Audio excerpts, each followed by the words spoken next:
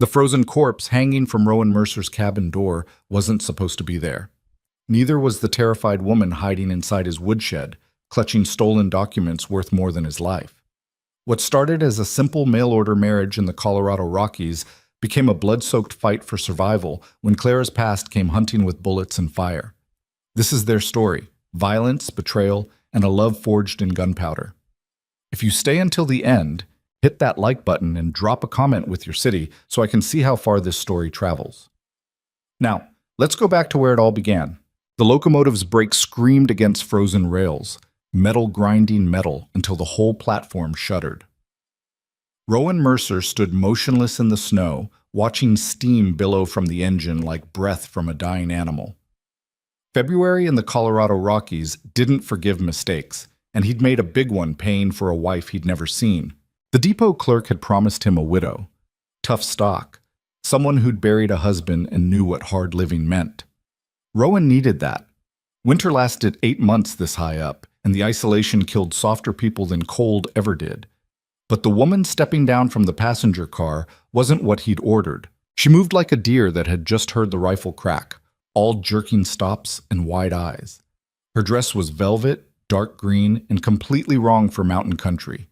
The fabric was torn along one sleeve, and her traveling cloak hung crooked across her shoulders.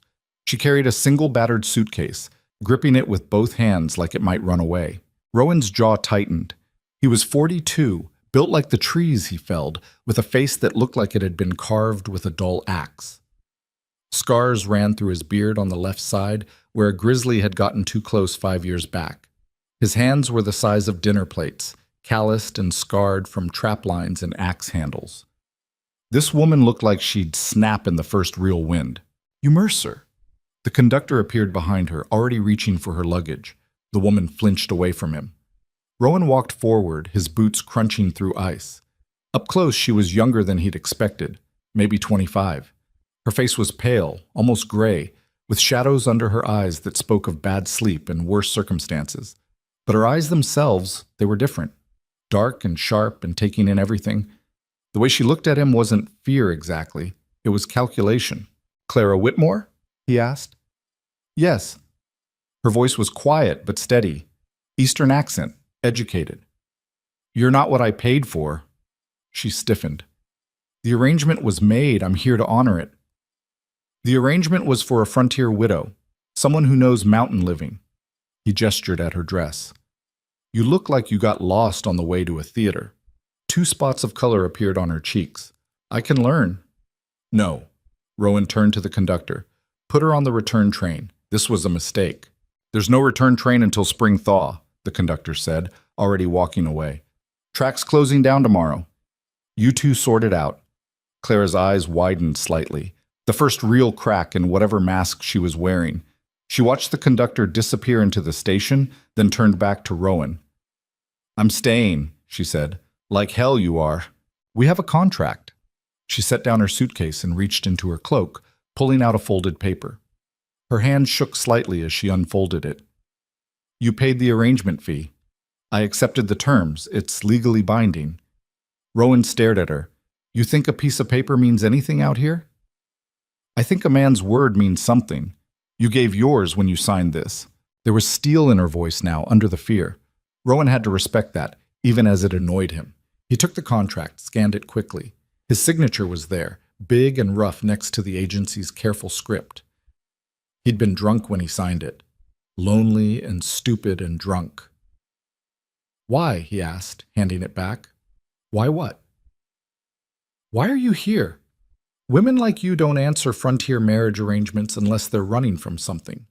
She flinched. It was slight, but he caught it. "I need a new start," she said carefully. "What did you do?" "Nothing criminal." That was a specific denial. Too specific. Rowan felt a cold weight settle in his gut. He'd spent 20 years in these mountains learning to read sign. Animal tracks, weather patterns, the way snow settled on a slope before an avalanche. People weren't that different.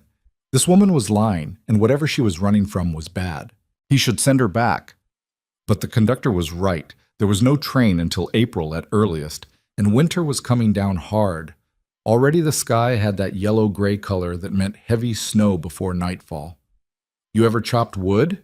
He asked. No. Hauled water from a creek through snow? No. Skinned an animal? Rendered fat? Kept a fire going for 12 hours straight? I can learn, she said again, quieter now. Rowan laughed, but there was no humor in it. You'll be dead in a month.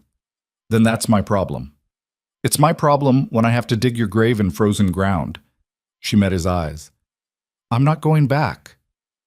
They stood there in the falling snow, two strangers locked in a battle of wills neither could afford to lose. Finally, Rowan swore under his breath and picked up her suitcase. It was heavier than it looked. What's in here? He asked. Personal items. This weighs 40 pounds. I pack heavy. Another lie. Rowan wanted to dump the suitcase in the snow and see what spilled out, but people were starting to watch from the station windows. He jerked his head toward the wagon. We've got 3 hours of daylight left. My cabin's 2 hours north if the road's clear. You slow me down, I'm leaving you. She followed him to the wagon without another word. It was a rough thing, more sledge than wagon this time of year, with runners instead of wheels and a canvas cover to keep the worst weather off. His 2 mules stood patient in their traces, their breath steaming. Rowan threw her suitcase in the back harder than necessary. She climbed up onto the bench seat without help, arranging her ridiculous velvet skirt as best she could. He noticed her boots then, leather, good quality, but city boots. Wrong sole, wrong height.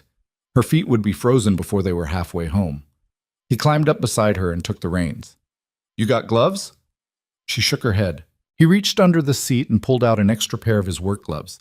They were massive on her hands, but she put them on without comment. Thank you, she said quietly. Rowan didn't answer. He snapped the reins and the mules started forward, pulling the sledge up the main road out of town. Within minutes, the depot disappeared behind them into the gray-white landscape. The silence stretched between them like the frozen miles ahead. Rowan kept his eyes on the road, watching for ice patches and washouts. The woman sat rigid beside him, hands folded in her lap, not speaking. After an hour, she started shivering. The temperature was dropping fast, and that velvet dress might as well have been paper. Rowan swore again and reached behind the seat for a wool blanket. He threw it at her. Wrap up before you freeze. She took it gratefully, pulling it around her shoulders. I didn't think it would be this cold. It's not even winter yet. This is autumn. Her shivering got worse. Rowan felt a spike of anger, not at her, but at the whole stupid situation, at himself for being lonely enough to order a wife, at her for being desperate enough to answer, at the world for being the kind of place that made people this desperate. What's your real name? He asked. She went very still. Clara Whitmore. That's the name on the contract. I'm asking what your real name is. It's Clara. And Whitmore? She didn't answer. I'm going to find out, he said. These mountains are isolated, but news travels, especially news about people running from something. I'm not running. You're terrified. You've got a suitcase full of something heavy that isn't clothes. And you'd rather freeze to death in the Rockies than go back wherever you came from. He glanced at her. That's running. She pulled the blanket tighter. If you're going to send me back anyway, why do you care? Because you're here now, and whatever trouble you brought with you, it's my problem until spring. I won't bring you trouble. Too late. The mules labored up a steep slope, their hooves finding purchase on ice-covered stone. The trail narrowed, with a rock face on one side and a drop-off on the other that disappeared into mist. Clara gripped the edge of the seat, her knuckles white even through the oversized gloves. Don't look down, Rowan said. I'm fine. You're turning green. I said I'm fine. The trail leveled out onto a high plateau. Up here, the wind hit them full force, screaming across the open ground and cutting through clothes like they weren't there. Clara's shivering turned violent. Rowan pulled the sledge to a stop. Get in the back, he ordered. What? Under the canvas, it's warmer. I need to focus on the trail, not watching you fall off the seat. She didn't argue, just climbed awkwardly over the seat and disappeared under the canvas cover. Rowan heard her arranging things back there, making space among his supplies. Flour, salt, ammunition, lamp oil, all the things he'd need to survive until spring. He got the mules moving again. The trail got worse, winding through stands of pine that creaked and groaned in the wind. Snow started falling, light at first, then heavier. Rowan pushed the mules harder. He knew this country, knew how fast weather could turn lethal. From under the canvas, he heard Clara's voice, muffled.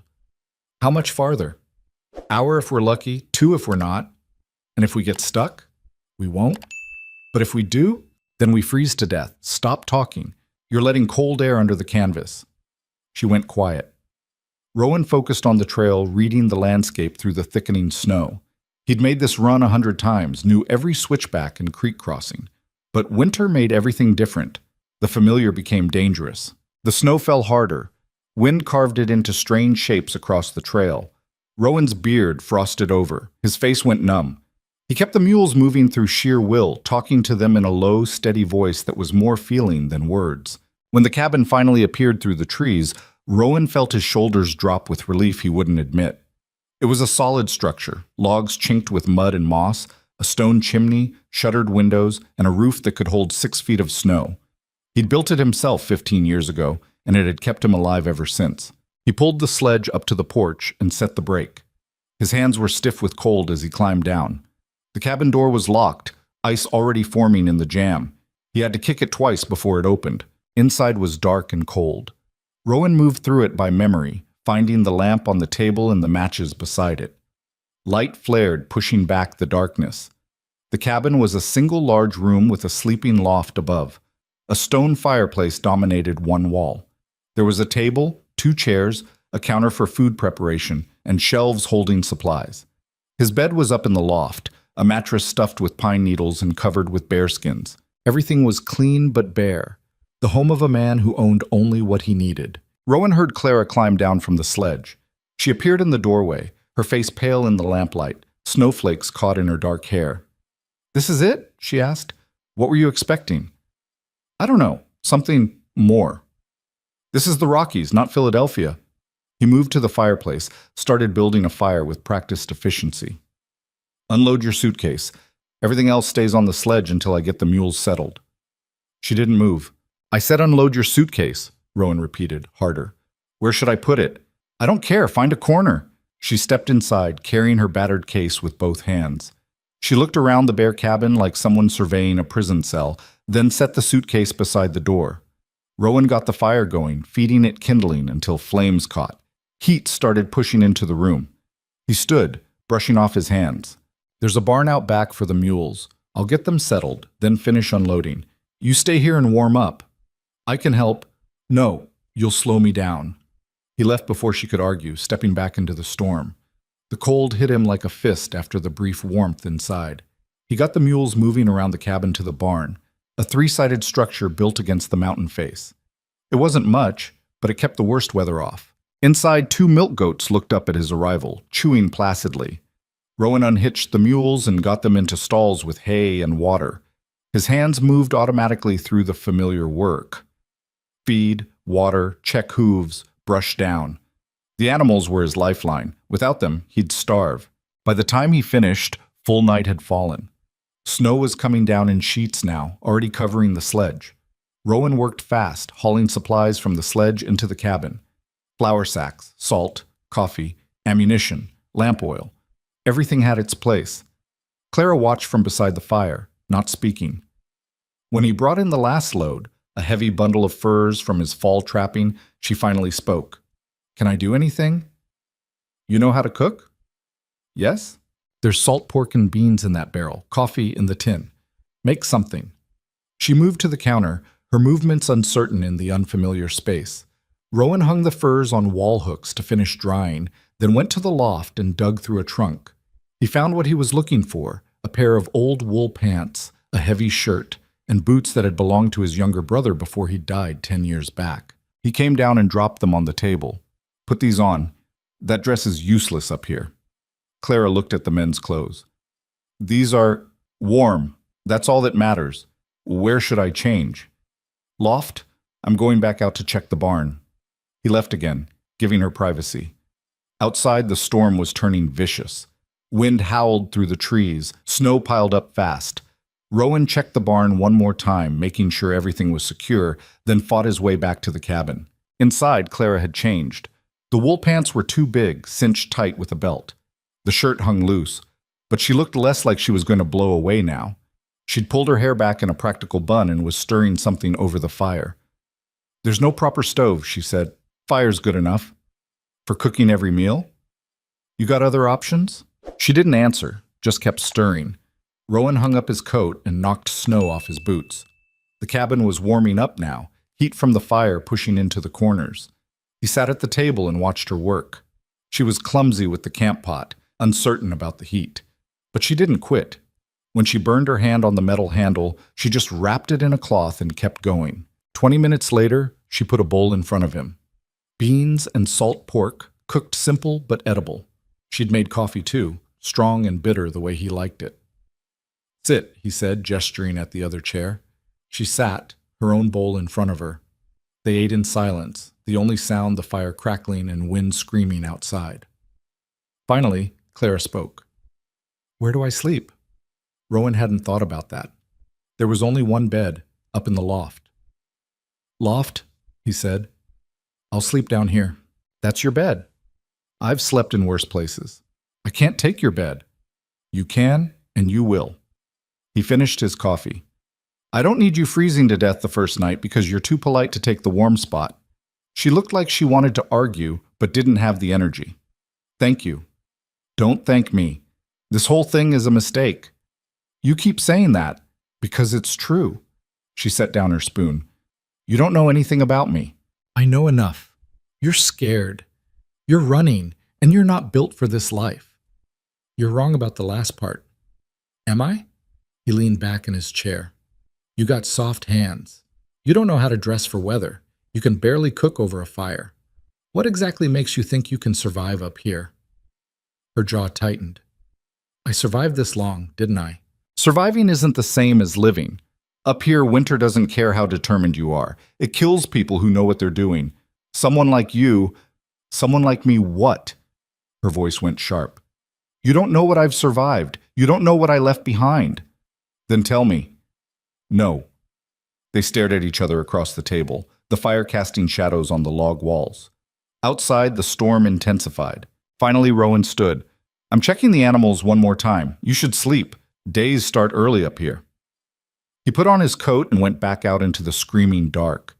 In the barn, the mules and goats were settled. Rowan stood in the doorway watching snow pile up and wondered what the hell he'd gotten himself into. When he came back inside, Clara was climbing the ladder to the loft. She moved carefully, still awkward in the oversized clothes. Rowan banked the fire and spread bearskins on the floor near the hearth. It would be warm enough down here. He'd slept in far worse conditions. He lay down, staring at the ceiling, listening to Clara moving around above him. Eventually, she went still. The cabin settled into quiet, just wind and fire and the creaking of logs under snow weight. Rowan didn't sleep. His mind kept circling back to the woman in his loft, the fear in her eyes, the weight in her suitcase, the lies she told. He'd made a mistake bringing her here. But what choice did he have? Leave her to freeze in town? Tomorrow, he'd figure this out, set some rules, make her understand what life up here actually meant. If she quit after a week, fine. He'd take her back to town when the trail opened and call it a lesson learned. But something in her eyes told him she wouldn't quit. Whatever she was running from was worse than anything these mountains could throw at her. And that, Rowan thought, was the most dangerous kind of desperation. The days that followed fell into a brutal rhythm. Rowan woke before dawn, built up the fire, and went out to check traps and hunt. Clara woke to an empty cabin and a list of chores written on a scrap of paper. Haul water, feed animals, clean, cook, keep the fire going. She failed at almost everything. The water buckets were too heavy. She could barely drag them from the creek, spilling half the contents in the snow. Feeding the animals terrified her. The mules were huge, and the goats kept trying to eat her clothes. Cooking over an open fire burned half the food and undercooked the rest. But she didn't quit. Every evening, Rowan returned to find her still trying. Her hands were blistered and raw. Her face was chapped from wind. She moved like every muscle hurt.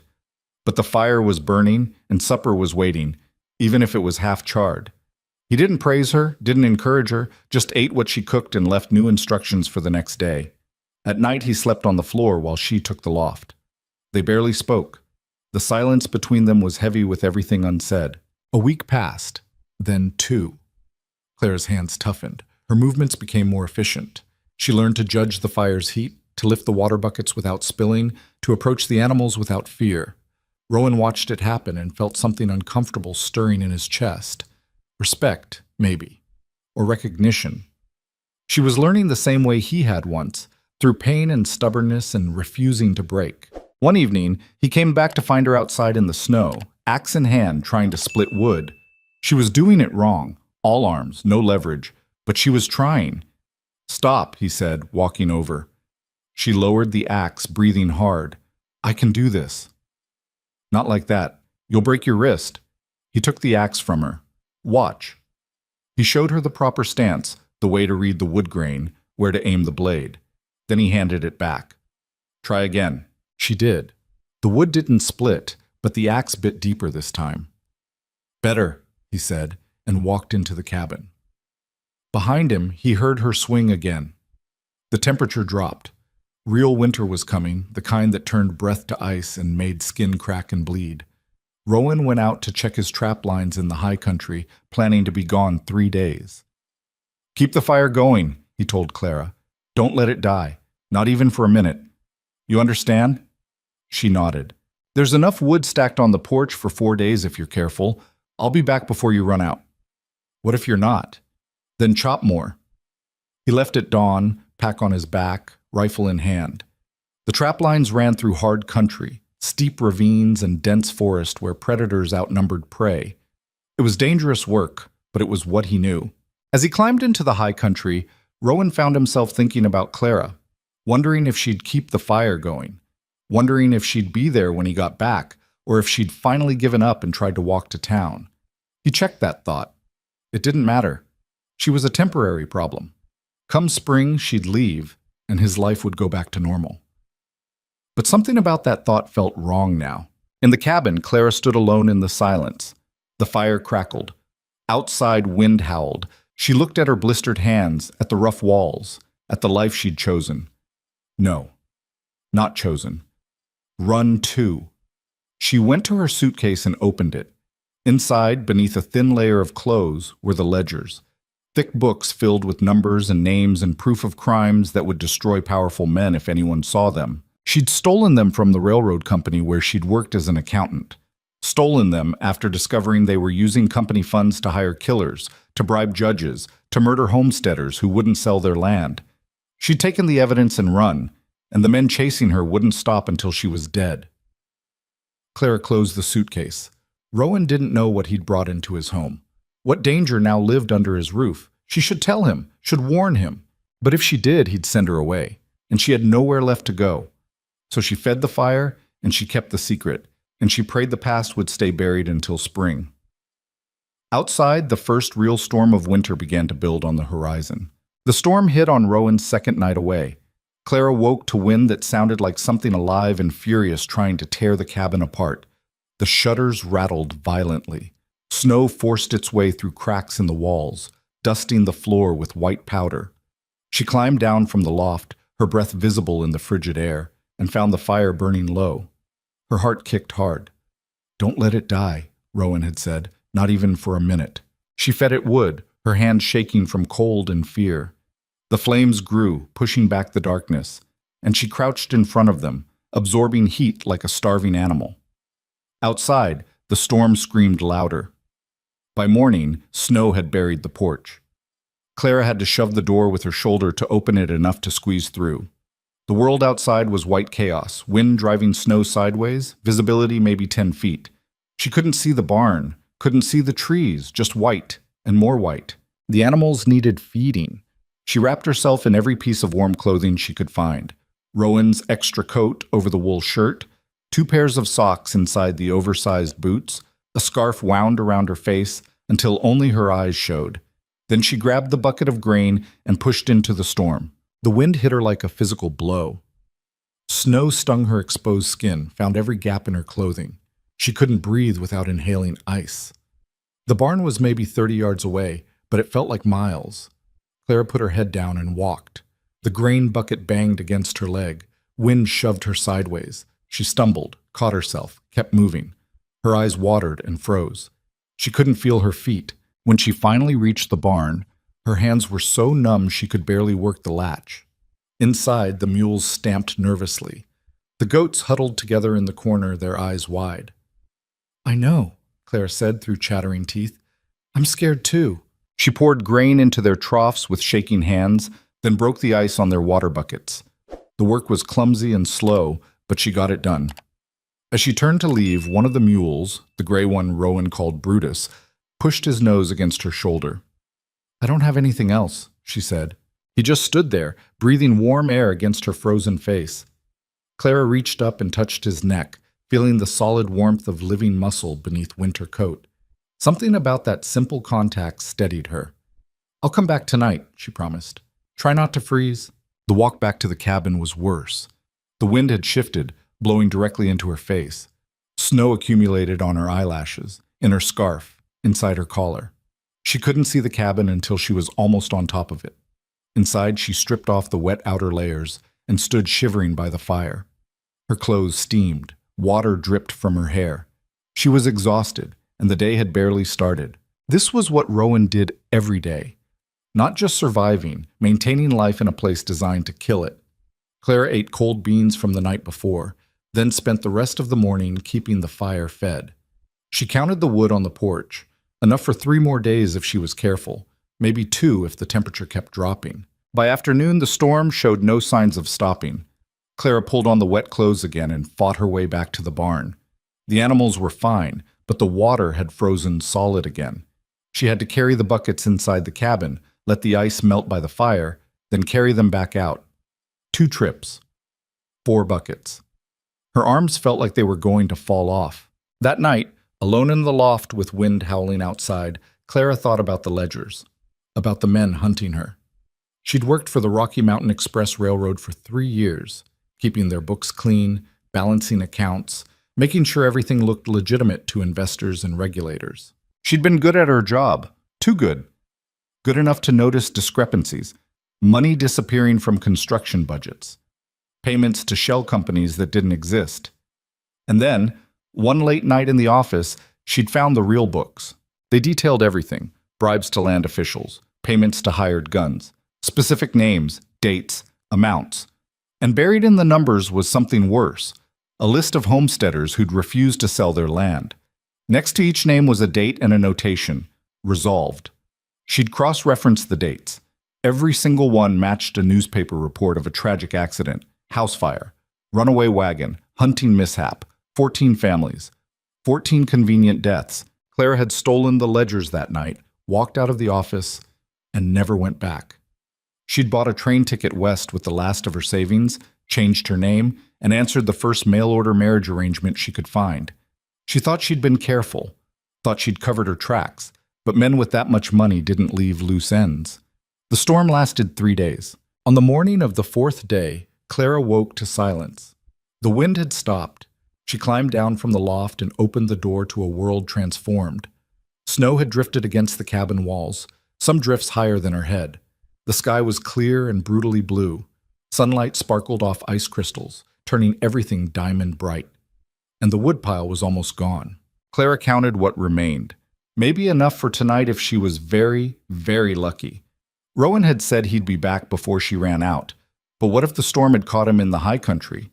What if he was hurt? What if he wasn't coming back? She looked at the forest beyond the barn. Plenty of deadfall wood out there. But the snow was waist deep, and she had no idea what she was doing. Do it anyway, she thought. You don't get to quit. She found Rowan's smaller axe in the barn, along with a coil of rope. She tied one end of the rope to the porch post, something she'd seen Rowan do before heading out in bad weather, a lifeline back to the cabin. Then she waded into the snow. It was harder than she'd imagined. The snow grabbed at her legs, soaked through her pants, worked its way into her boots. Every step was a fight.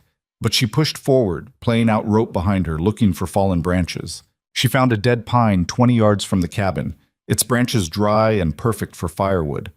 Clara chopped at the smaller limbs, her technique terrible but effective enough. The axe was heavy, her shoulders burned, blisters that had just started healing tore open again. She didn't stop. It took her 2 hours to cut and drag enough wood back to the cabin to last 2 days. Her hands were bleeding, her lungs felt raw from breathing frozen air. But when she stacked the wood on the porch and looked at what she'd accomplished, something fierce and proud moved through her chest. I did that, she thought. Me. That night, she cooked the last of the salt pork and rationed the beans. Food was getting low. If Rowan didn't come back soon, that would be the next problem to solve. But he would come back. He had to. On the 5th day, Claire was hauling water from the creek when she heard the sound. A deep, rumbling growl that made her blood turn to ice water. She froze, bucket in hand, and slowly turned her head. 30 feet away at the edge of the tree line stood the largest wolf she'd ever seen. It was gray and white, its fur thick with winter coat, its eyes pale yellow. It wasn't alone. 2 more appeared behind it, smaller but just as hungry looking. Claire's mind went blank with terror. She'd seen wolves before, from the train window, at a distance, made safely small by perspective. Up close they were different. They were real in a way that made her understand why people feared the wilderness. The lead wolf took a step forward. Its lips pulled back, showing teeth. Clara dropped the bucket and ran. She made it 5 steps before her foot caught a hidden root beneath the snow. She went down hard, face first into the drift. Snow filled her mouth and nose. She scrambled up, gasping, and saw the wolves were closer now. Moving fast, predator instinct triggered by fleeing prey. Clara's hand found something solid beneath the snow. A fallen branch, thick as her wrist. She grabbed it and swung as the lead wolf lunged. The branch connected with its shoulder. The wolf yelped and fell back, surprised more than hurt. But it gave Clara enough time to get her feet under her and start backing toward the cabin, branch held in front of her like a sword. The wolves circled, looking for an opening. Clara kept the branch moving, her breath coming in ragged gasps. She was 20 feet from the porch, then 15. The second wolf darted in from the side. Clara swung wild, missed. Teeth snapped inches from her leg. She stumbled backward, lost her footing again, and this time she knew she was dead. The rifle shot cracked across the clearing like thunder. Snow exploded near the lead wolf's feet.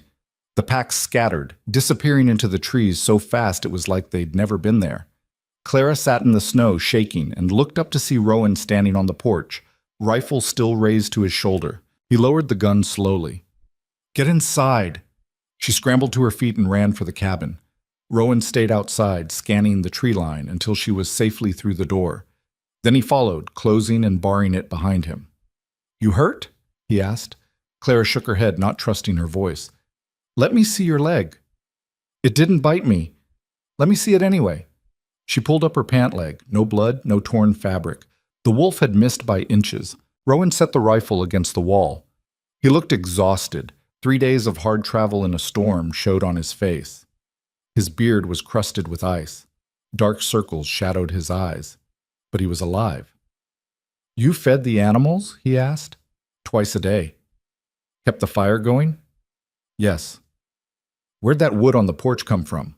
"I didn't leave that much." Clara's hands were still shaking. "I cut it."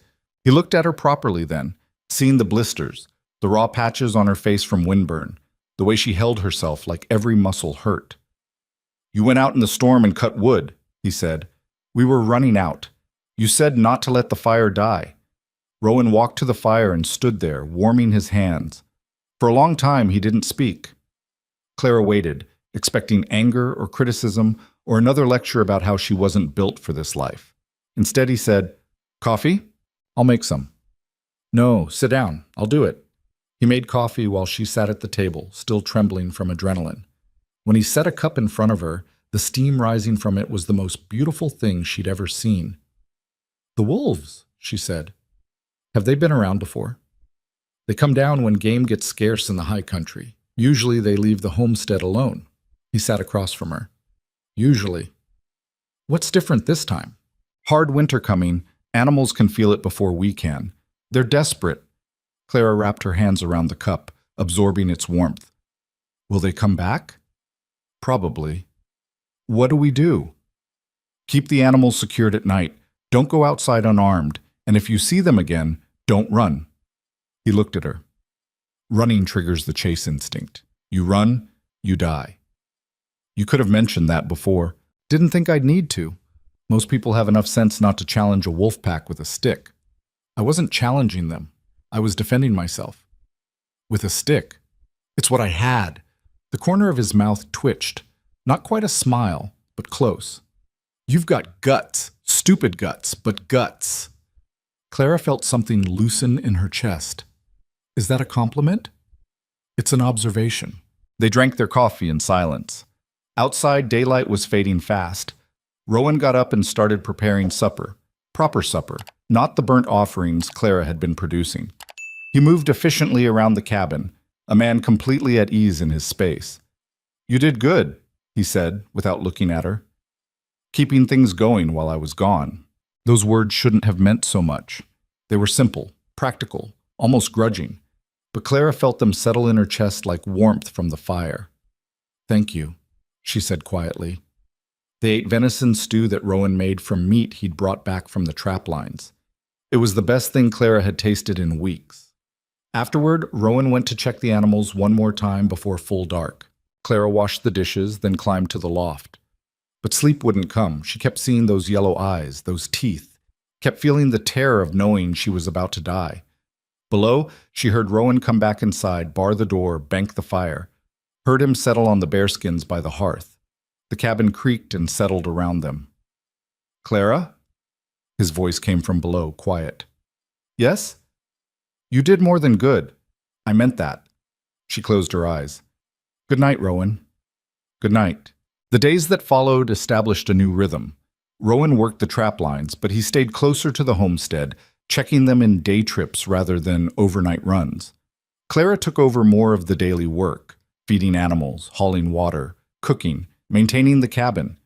They were learning each other's patterns, finding a way to share space without constantly colliding. Rowan still didn't talk much, but his silences felt less hostile now, more comfortable. One evening, he came back from the lines and found Clara trying to patch a hole in her pants using a needle and thread. That's not how you do it, he said. I'm managing. He took the pants from her. You're making it worse. His hands were huge, scarred and calloused, but they moved the needle with surprising precision. My mother made me learn. Said a man who couldn't mend his own clothes would freeze to death out of pure stupidity. Where is she now? Dead. 15 years back. He finished the patch and handed the pants back. Pneumonia took her. My father 6 months later just gave up, I think. Didn't want to be here without her. I'm sorry. He shrugged. It was a long time ago. Were you close? You and your mother? Close as anyone could be up here. She was tough. Had to be. Married to a mountain man and raising sons in the middle of nowhere. He paused. She would have liked you. Clara looked up, surprised. Why? Because you don't quit. That's what she valued most, stubbornness in the face of bad odds. He stood, moving to the window. She buried 2 babies before my brother and I survived our first winters. Lost another son when I was 10. He fell through ice on the creek. She could have left after that. My father would have taken her back to civilization if she'd asked. But she stayed. What? Said she'd made a promise to this place. To make it mean something. Rowan's voice was quiet. Leaving would have meant all that death was for nothing. Clara thought about that. About staying in a place that had taken so much from you, just to prove the taking hadn't won. What happened to your brother? She asked. The one whose clothes I'm wearing. Jacob. He left 8 years back. Said he couldn't stand the isolation anymore. Went to Denver last I heard. Haven't seen him since. Do you miss him? Sometimes. Rowan turned from the window. Mostly I'm just tired of talking about the past. He went to check the animals, leaving Clara alone with her thoughts. The next morning, she woke to find him standing by the table, staring at something in his hand. As she climbed down from the loft, she saw it was a letter. Where did that come from? She asked. Trapper came through yesterday. Brings mail up from town when the trail's passable. Rowan's face was hard. This is for you. Clara's blood went cold. What? He held out the letter. It was addressed to Clara Whitmore, care of Rowan Mercer's homestead. No return address. Her hand shook as she took it. How did anyone know I was here? That's what I'd like to know. She opened it with numb fingers. Inside was a single sheet of paper with 2 lines written in neat script. We know where you are. We're coming. No signature, no details. Just those 6 words. Clara's legs went weak. She sat down hard in the chair. Who are they? Rowan asked. His voice was calm, but there was steel underneath. I told you, I needed a new start. Stop lying. He slammed his hand on the table, making her jump. Someone just threatened you at my homestead. That makes it my business. Who are they? Clara looked at his face. The anger there, yes, but also something else. Concern. Maybe even fear for her. She made a decision. Railroad men, she said quietly. Rocky Mountain Express. I worked for them as an accountant in Denver. I found evidence they were murdering homesteaders who wouldn't sell their land. I stole the proof and ran. Rowan stared at her. The ledgers. In your suitcase. She nodded. How many people are we talking about? 14 families that I know of, probably more.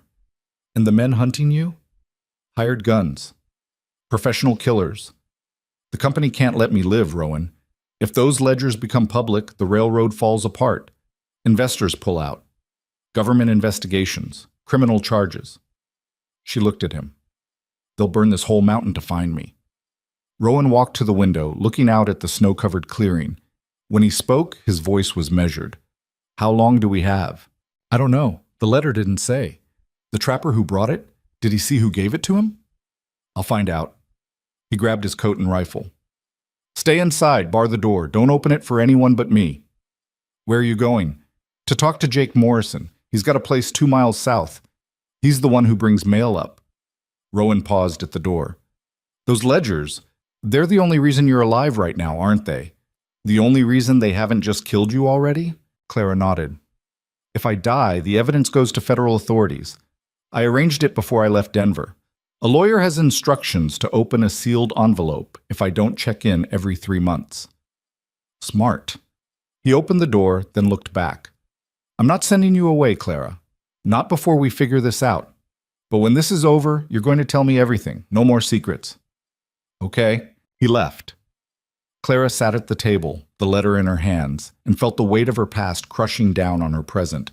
She'd brought death to this mountain, to this man who'd done nothing but give her shelter when she had nowhere else to go. Rowan returned 2 hours later, his face grim. Morrison says a well-dressed man gave him the letter in town, paid him $5 to deliver it, no questions asked. He hung up his coat. The man had 2 others with him. All 3 were armed. Morrison said they looked like they meant business. They do. How many will they send? As many as it takes. Rowan nodded slowly, processing that. The nearest law is 4 days south. Even if we could get word to them, they won't come up here in winter for a property dispute. It's not a property dispute. It's murder. Try explaining that to a sheriff who's never seen evidence and won't risk his deputies in a blizzard. Rowan sat down across from her. We're on our own. Clara felt tears burning behind her eyes. I'm sorry, I should have told you, should have warned you before. Stop. His voice was hard but not cruel. You did what you had to do to survive. I understand that. But now we need to think tactically. What do you mean? I mean, this cabin is defensible. I built it that way. Thick walls, limited approaches, clear sight lines. The barn is a weakness, but we can shore that up. We've got weapons, ammunition, supplies. He leaned forward. And we've got time to prepare.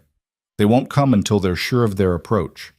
These mountains kill people who don't know them. You're talking about fighting them. I'm talking about surviving them. There's a difference. Clara looked at this man she'd known for less than a month. This hard, scarred stranger who was now planning to risk his life for hers. Why? She asked. Why help me? You could tell them where the ledgers are, hand me over, and this all goes away. Rowan's jaw tightened. That's not who I am. You don't owe me anything. Maybe not. But I made a promise when I signed that contract, said I'd provide protection and shelter. That's what I'm doing. He stood. Besides, I don't like railroad men. They tried to run a line through this valley 5 years back. Wanted my land. When I wouldn't sell, they tried to force me out. Legal tricks, threats, all the usual tactics. What happened? I convinced them it wasn't worth the trouble. His hand unconsciously touched a scar on his forearm. They haven't been back since. Clara realized she was seeing a different side of Rowan now. Not just the mountain man surviving in isolation, but someone who'd fought before and knew how to win. Tell me about the ledgers, he said. Everything in them. I need to know what we're protecting. So she told him. The shell companies, the bribes, the list of dead homesteaders, the names of company executives who'd ordered the killings. As she spoke, Rowan's expression grew harder. These men, he said when she finished, the ones they killed, did they have families? Most of them. Wives, children. Clara's voice broke. I read the newspaper reports. House fires were the most common. Whole families burned alive in the night. Rowan stood and walked to the fireplace. He stared into the flames for a long time. We're keeping those ledgers safe, he said finally. And when this is over, we're making sure every word in them becomes public. Understood? Yes. Good. He turned to face her. Now let's get to work. They spent the next week fortifying the homestead. Rowan cut firing ports in the cabin walls, narrow slits that would let them shoot out while staying protected. He reinforced the door with extra planks and iron brackets. They moved supplies into the cabin: food, water, ammunition, medical materials. Clara learned to shoot. Rowan set up targets in the clearing and put his rifle in her hands. It's going to kick, he warned. Don't fight it. Let your body absorb the recoil. She fired. The rifle slammed into her shoulder hard enough to bruise. The shot went wide, kicking up snow 10 feet from the target. Again, Rowan said. She fired 20 times that day. By the end, she was hitting the target more often than not. Her shoulder was a mass of bruises, but she could work the rifle's action and reload without fumbling. You're not a marksman, Rowan said, but you're good enough to hit something man-sized at 50 yards. That'll do. They practiced different scenarios. What to do if attackers came from the south, the north, multiple directions at once, where to position themselves for best coverage, how to reload under pressure, what to do if the cabin caught fire. At night, they sat by the fire and Rowan told her about the mountain, its moods, its dangers, how to read weather and terrain. He was teaching her to survive not just the coming fight, but the wilderness itself. Why? Clara asked one evening. Why teach me all this? Because if something happens to me, you need to know how to make it out of here alive. Nothing's going to happen to you. Maybe not, but hope isn't a plan. Clara looked at him in the firelight. His face was all hard angles and scars, but there was something else there now when he looked at her. Something softer. I keep waiting for you to tell me this is too much trouble, she said, that I should just leave. Where would you go? I don't know. Somewhere they wouldn't find me. There's nowhere like that. Men with that kind of money and motivation, they'll find you eventually. Better to make a stand here where we control the ground. We, Clara repeated. You keep saying we. Rowan met her eyes. You're my wife. On paper, at least. That means something up here, even if it was just a business arrangement. He paused. And you've proven yourself. Most people would have quit by now. You didn't. That earns my respect. Clara felt something shift in her chest. This hard man was offering her something precious, not just protection, but partnership, recognition. Thank you, she said quietly. Don't thank me yet. This isn't over. But that night, for the first time since arriving, Rowan didn't sleep on the floor by the fire. He climbed to the loft carrying an extra bearskin. There's room for 2 up here, he said, and it's warmer. We need to conserve heat. It was practical, logical. But as Clara lay on one side of the loft and Rowan on the other, a careful distance between them, she felt the significance of the gesture. They were in this together now. Whatever came next, they'd face it as allies. Outside, winter deepened its grip. And somewhere in the distance, men with guns and bad intentions were coming closer. The wolves came back 3 nights later. Clara woke to the sound of the goats screaming. She was down the ladder before she was fully conscious, grabbing the rifle Rowan had left loaded by the door. He was already outside, standing on the porch in his long underwear, his own rifle raised. Stay inside, he called back without turning. She ignored him and stepped out into the freezing night. Moonlight turned the snow blue-white. Near the barn, shadows moved, 4 wolves this time, circling. One had its jaws locked on the barn door, trying to tear through the wood. Rowan fired. The shot echoed across the valley and the wolf at the door yelped and fell back. The others scattered but didn't run far. They paced at the edge of the clearing, yellow eyes catching the moonlight. They're starving, Rowan said. Game's disappeared from the high country. They'll keep coming back until they get what they want, or we kill them all. So we kill them. He looked at her, surprised. You sure about that? They're trying to destroy our livelihood. What choice do we have? Rowan nodded slowly. All right. You take the left side of the clearing. I'll take the right. Don't shoot unless you're sure of your target. They separated, moving to opposite ends of the porch. Clara's heart hammered against her ribs. The rifle felt heavy in her hands. Cold bit through her clothes, but she barely felt it. One of the wolves broke from the tree line, racing toward the barn. Clara tracked it, exhaled, and squeezed the trigger. The rifle kicked. The wolf tumbled sideways into the snow and didn't get up. Good shot, Rowan said. Another wolf charged from his side. His rifle cracked and it went down. The remaining two hesitated, then melted back into the forest. Rowan waited 5 minutes, watching the trees before he lowered his rifle. They'll be back. Wolves don't give up easy when they're this hungry. Neither do we.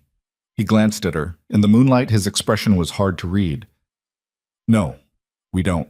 They dragged the dead wolves away from the homestead and checked the barn. The door was scored with claw marks, but intact. The animals inside were terrified, but unharmed. Back in the cabin, Claire's hands started shaking. Reaction setting in. She'd just killed a living thing, 2 living things, if she counted the one from before. Rowan took the rifle from her and set it aside, then pressed a cup of whiskey into her hands. Drink. She did. The liquor burned going down, but it steadied her. You did what needed doing, he said. Don't overthink it. I'm not. You are. I can see it on your face. He sat across from her. Taking a life is never easy, even an animal's life. But sometimes it's necessary. You understand that now. Clara looked at him. How many men have you killed? The question hung in the air between them. 3, Rowan said finally. 2 were trying to rob me on a trail south of here. The 3rd was the railroad's hired muscle when they came for my land. Do you regret it? No, they made their choices. I made mine. He paused. But I remember every one. That's the price you pay. Will it be the same when the railroad men come? Probably worse. They'll be better armed, better trained, and they won't stop until one of us is dead. His eyes met hers. Are you ready for that? Clara thought about the families in the ledgers, the burned houses, the murdered children. Yes. Then get some sleep. We've got work to do tomorrow. But sleep didn't come easily. Clara lay in the loft, listening to Rowan's breathing on the other side of the space between them, and wondered what kind of person she was becoming. A month ago, she'd been an accountant in Denver. Now she was a woman who could shoot wolves without hesitation and talk about killing men like it was inevitable. The mountain was changing her, or maybe it was just revealing who she'd always been underneath. 2 days later, Jake Morrison showed up again. Rowan saw him coming from a distance and had his rifle ready when the trapper reached the clearing. Morrison raised his hand, showing he was unarmed. Just bringing news, Mercer. No trouble. What news?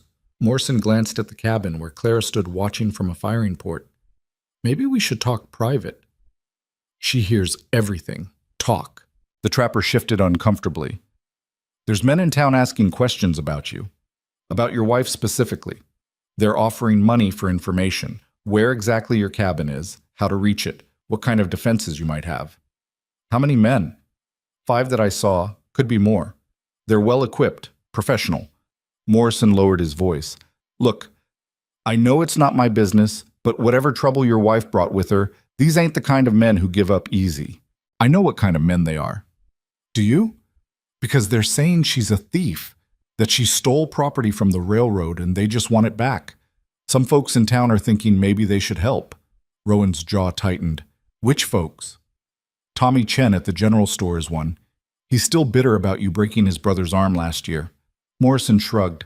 Just thought you should know. Watch your back. After Morrison left, Clara came out onto the porch. How long do we have?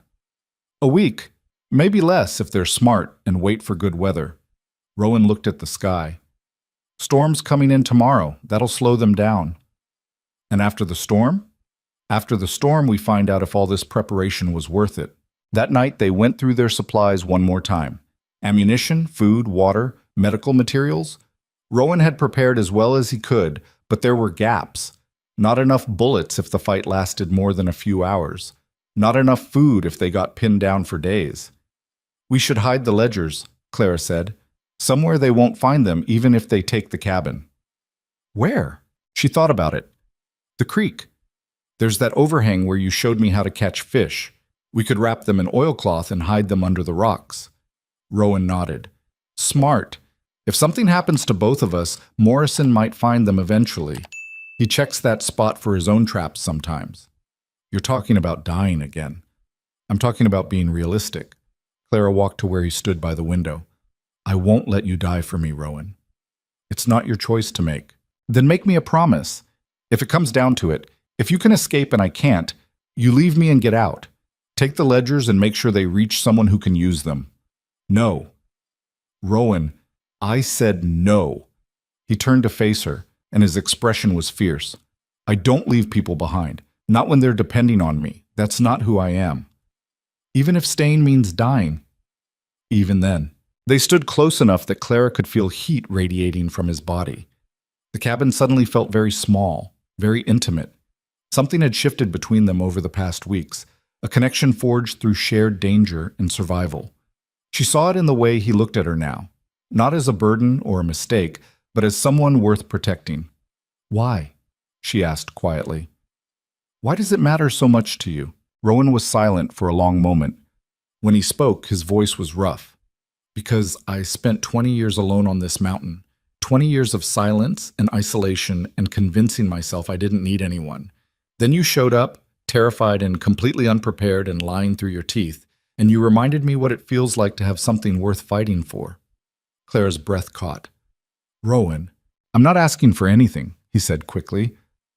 I know this started as business, a contract, but it's become something else for me, and I needed you to know that before... He trailed off. Before we might die. Yeah. Clara reached out and took his hand. His fingers were rough and scarred, twice the size of hers, but they closed around her hand gently. It's become something else for me, too. They stood like that in the lamplight, hands joined, while outside the wind began to pick up. The storm Morrison had mentioned was rolling in. We should sleep, Rowan said finally, while we can.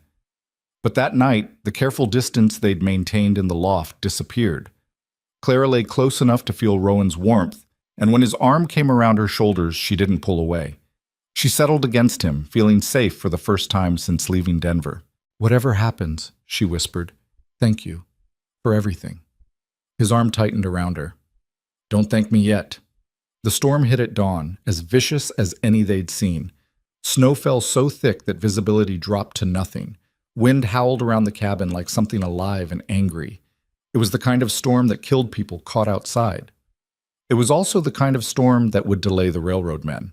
Rowan and Clara spent the day inside, maintaining the fire and going over their defensive plans one more time. Rowan sketched a rough map of the homestead on a piece of paper, marking potential approach routes and defensive positions. They'll probably try to surround us, he said. Cut off any escape. Standard tactics. What if they try to burn us out? That's the biggest risk.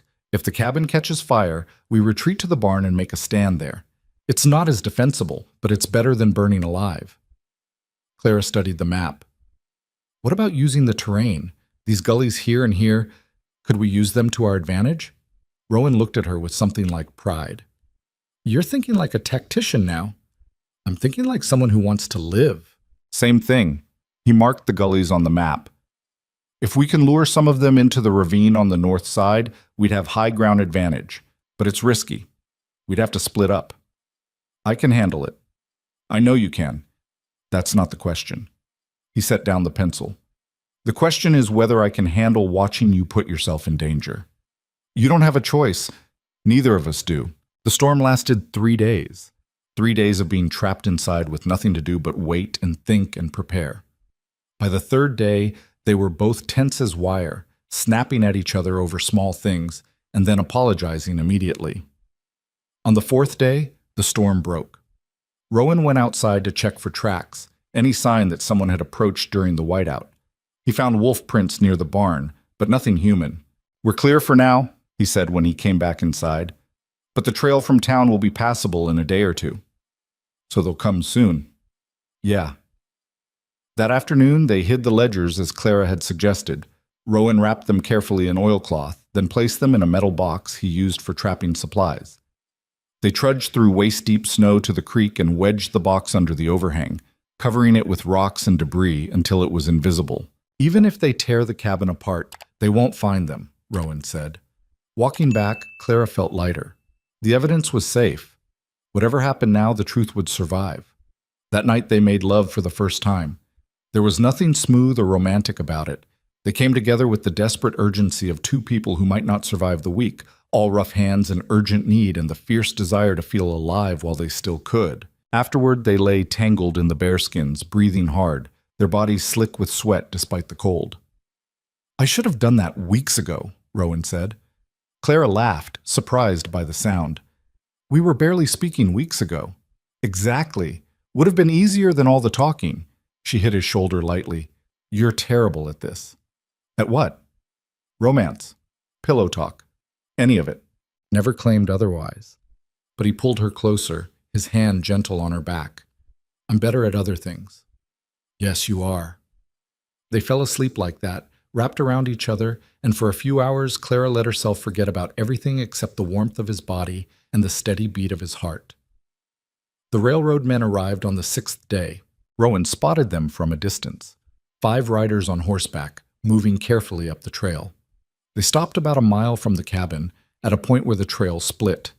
Even from this distance, Rowan could see they were professional. Good horses, good equipment, and they moved with military precision. "They're here," he said quietly. Clara joined him at the window. Her face was pale but set with determination. "How many?" "5 that I can see. Could be more hanging back." They watched the men make camp at the trail junction. Smart positioning, close enough to strike quickly, far enough to be out of rifle range. These weren't hired thugs. They were experienced hunters. "What now?" Clara asked. "Now we wait. Let them make the first move." But the first move didn't come that day, or the next.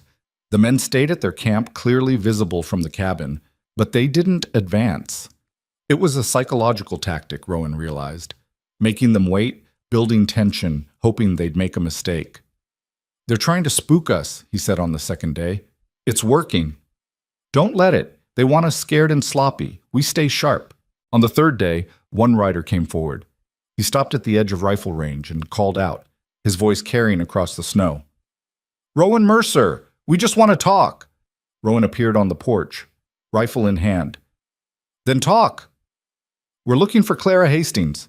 She's got property that belongs to the Rocky Mountain Express Railroad. Return it, and we leave peacefully." "There's no one here by that name." The rider was silent for a moment. "Come now, Mercer, we know she's there. The woman you married from Denver. Just hand over the documents and this ends without bloodshed." "I don't have any documents. We can make this easy or hard. Your choice." Rowan raised his rifle and fired. The shot kicked up snow 10 feet in front of the rider's horse. The animal reared, nearly throwing its rider. "That's my answer," Rowan shouted. "Come take what you want if you think you can."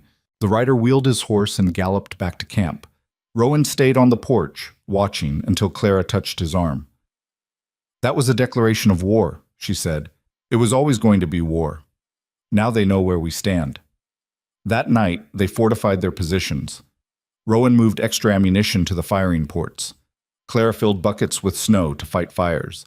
They ate a cold supper, not wanting smoke from cooking to give away their exact position in the dark. "They'll come tonight," Rowan said, "under cover of darkness."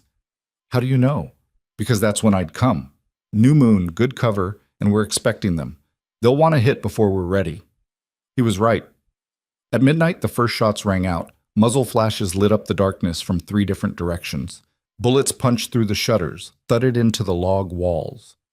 Rowan and Clara took their positions at opposite firing ports and returned fire.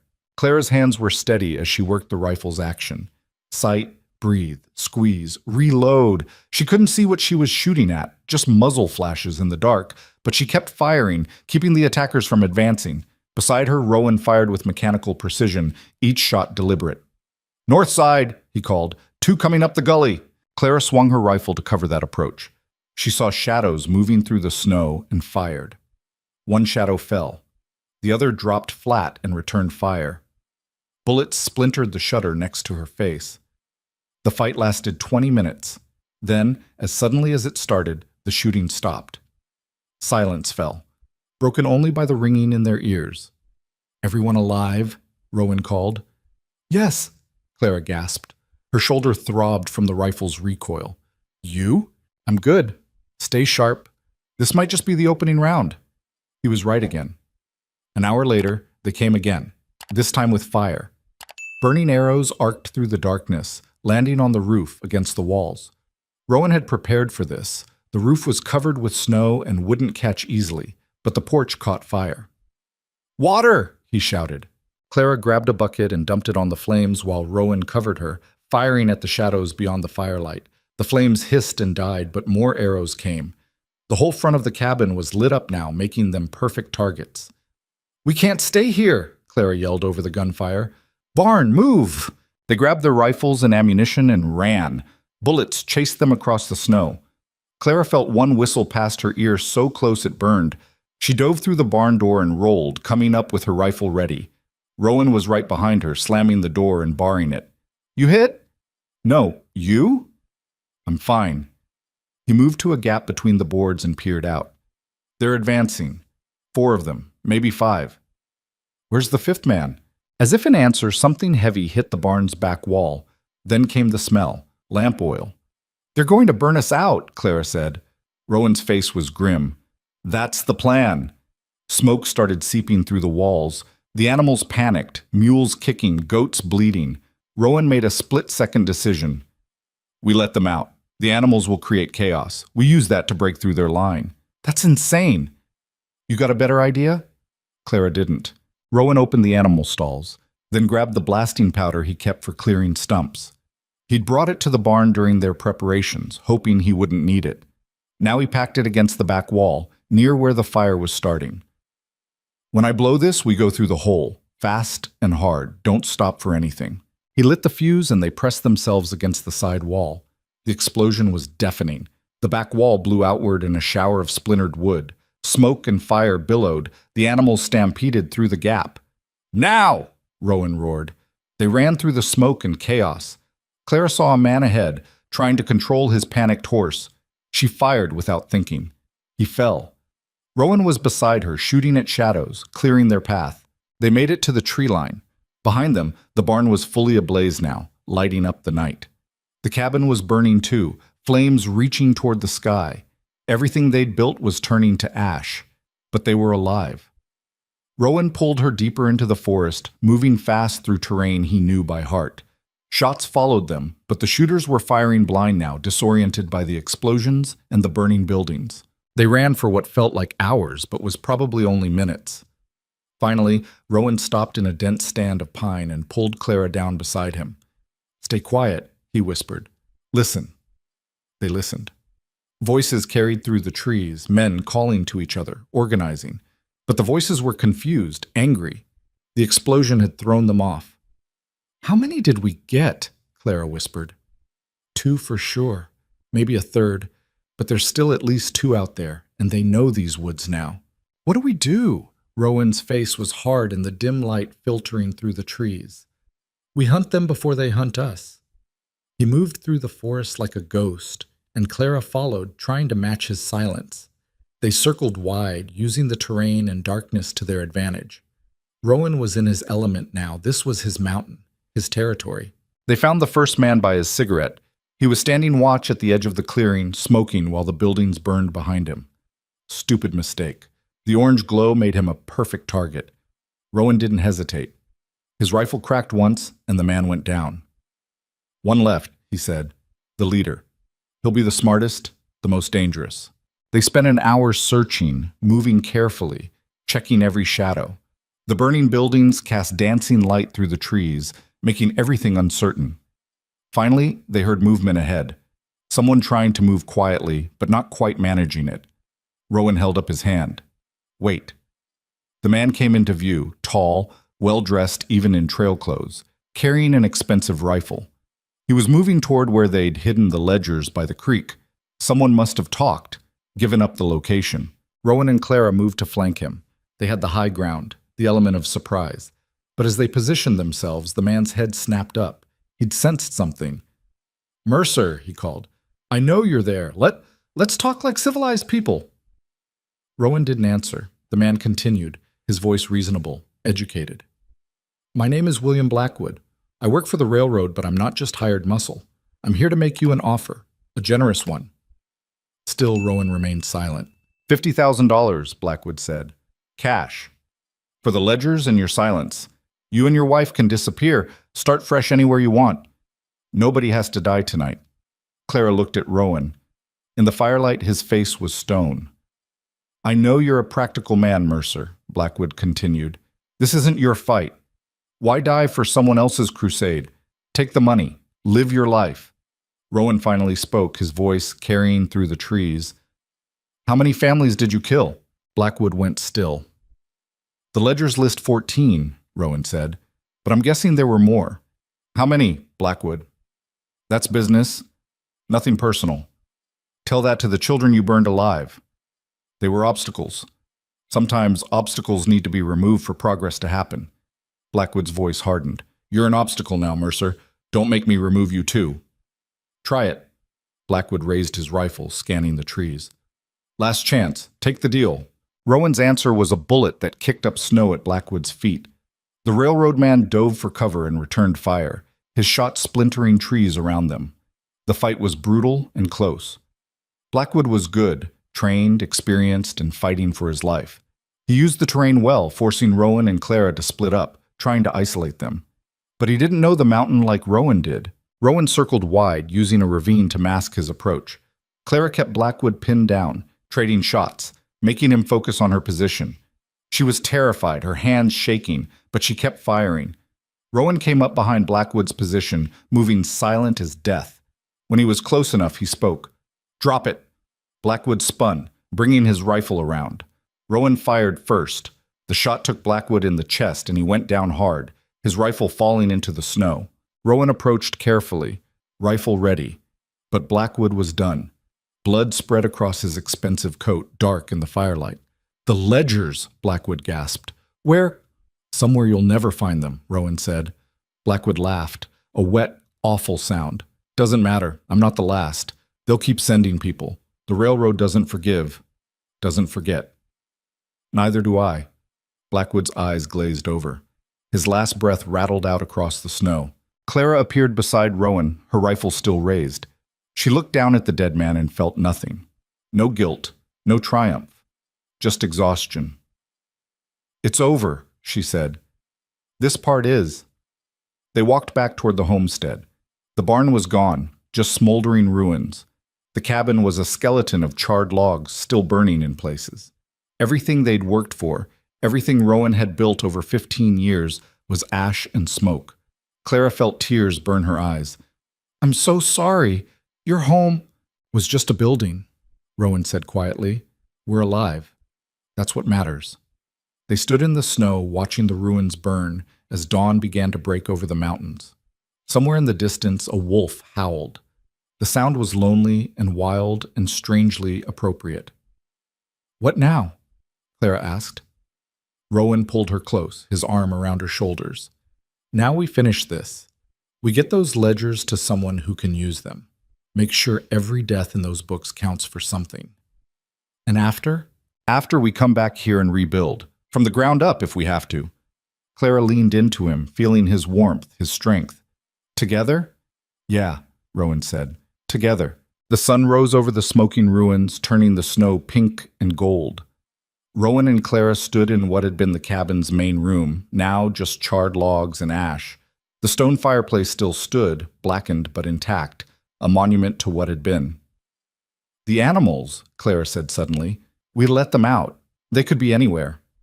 They won't go far. Mules are smart enough to stick close to where they know food is. Rowan kicked at a burned timber. We'll round them up after we deal with the bodies. There were 5 corpses scattered around the homestead. Rowan went through their pockets methodically, his face showing nothing. He found money, ammunition, and papers identifying them as railroad security contractors. One had a telegram folded in his coat. Rowan read it, then handed it to Clara. The message was brief. Recover documents. Eliminate witnesses. No survivors. They weren't planning to let either of us walk away, Clara said. I know. Rowan pocketed the telegram. This is evidence. Proves the railroad sent them. They spent the next 2 hours dragging bodies to the edge of the property. The ground was too frozen to dig graves, so Rowan piled rocks over them. It wasn't respectful exactly, but it kept the wolves from getting at them. "We should check their camp," Claire said when they finished. "They had supplies, horses. We'll need both for the trip to Denver." The camp at the trail junction was still intact. The railroad men had traveled well equipped: tents, food stores, ammunition, and 5 good horses tied to a picket line. Rowan and Clara loaded what they could carry onto 2 of the horses and set the others loose. In a few days, they'd wander down to Morrison's place or one of the other homesteads, where someone would claim them. Back at the ruins, they found 3 of the 4 animals. The mules, Brutus and Sarah, were huddled near the barn's remains. 1 goat was with them, the other was gone, probably killed in the chaos. "At least we didn't lose them all," Clara said, scratching Brutus behind the ears. The big mule leaned into her touch, and something about that simple gesture of trust made her eyes burn with tears she refused to shed. They made a temporary camp in the barn's stone foundation, where one wall still provided some wind protection. Rowan built a fire using timber from the ruins. They ate food from the railroad men's supplies: salt pork, hardtack, coffee that was better than anything Rowan had ever bought. "Bastards ate well while hunting people," he muttered. Clara sat close to the fire, her rifle across her knees. She hadn't put it down since the fight ended. "What's our next move?" "We get the ledgers and head for Denver. 4 days hard riding if the weather holds. The railroad has people everywhere. The moment we show up, we don't show up. Not openly." Rowan poured coffee into 2 tin cups. "I know a federal marshal in Denver, man named Samuel Garrett. He's honest, which is rare for that city. We get the ledgers to him. He'll know what to do with them." "You trust him?" "As much as I trust anyone." Rowan handed her a cup. "He tried to recruit me as a deputy once, back when I still went to town regular. Said I had the right temperament for law work." "What did you tell him?" "That I'd rather freeze to death alone than deal with people's problems for a living." Rowan almost smiled. "He said the offer stood if I changed my mind." They drank their coffee and watched the sun climb higher. Smoke still rose from the cabin ruins. The smell of burned wood hung in the air, mixing with pine scent from the surrounding forest. "I destroyed your life," Clara said quietly. "You didn't pull the trigger. They did. But they came because of me, because of what I took." Rowan set down his cup. "You took evidence of murder. That's not a crime, Clara. That's courage. What they did to those families, that's the crime. Don't get those things confused. It doesn't change what happened here. No, it doesn't." He looked at the ruins. "But this was always temporary. Buildings burn, land doesn't. I can rebuild." "Why would you want to? After everything is shot?" "Because this is my home. Has been for 20 years. I'm not letting railroad killers chase me off my own mountain." His voice was firm. "And because I'm not doing it alone this time." Clara met his eyes. In the morning light, she could see the exhaustion there, the pain he wouldn't voice. But she also saw determination. This man didn't break. He bent, adapted, survived. "We should move soon," she said, "before anyone else comes looking." "Agreed. We'll rest a few hours, tend the animals, then head out at dusk. Traveling at night is risky, but it's better than being spotted on the trail." They spent the afternoon salvaging what they could from the ruins. Clara found her suitcase, charred but intact. Inside, her few clothes were ruined, but the false bottom she'd built was still there. Empty now, since the ledgers were safe by the creek. Rowan recovered some tools from the barn wreckage, along with several traps and his best skinning knife. Not much, but enough to start over when the time came.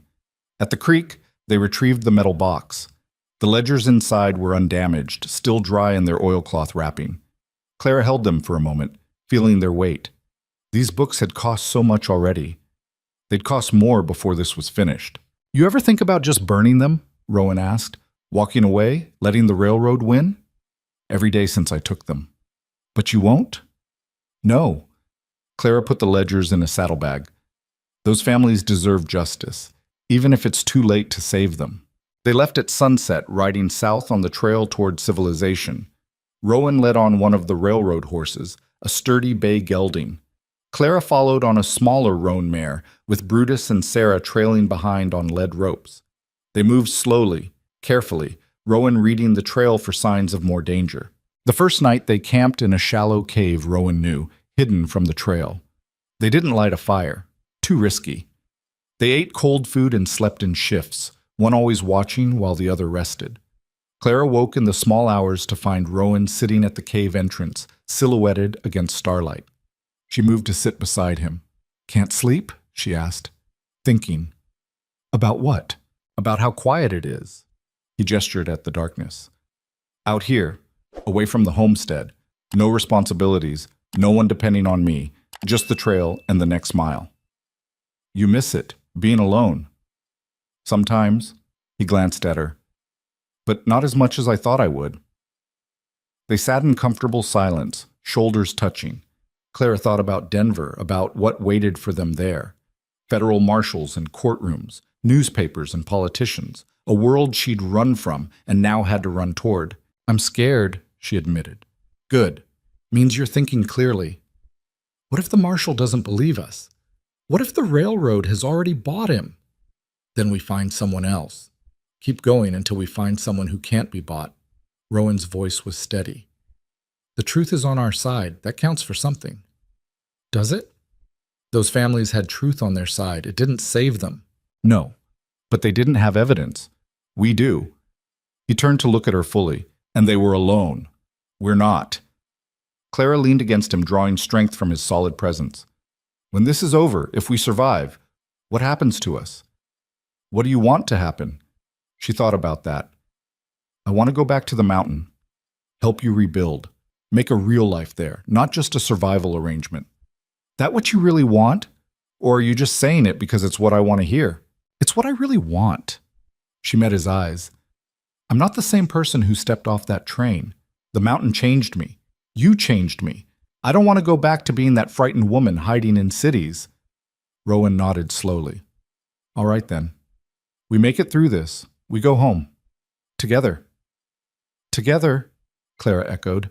The second day of travel brought them through rougher country. The trail narrowed, winding through steep-walled canyons where ambush would be easy.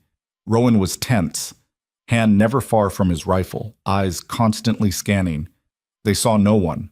The winter kept most travelers off the high trails.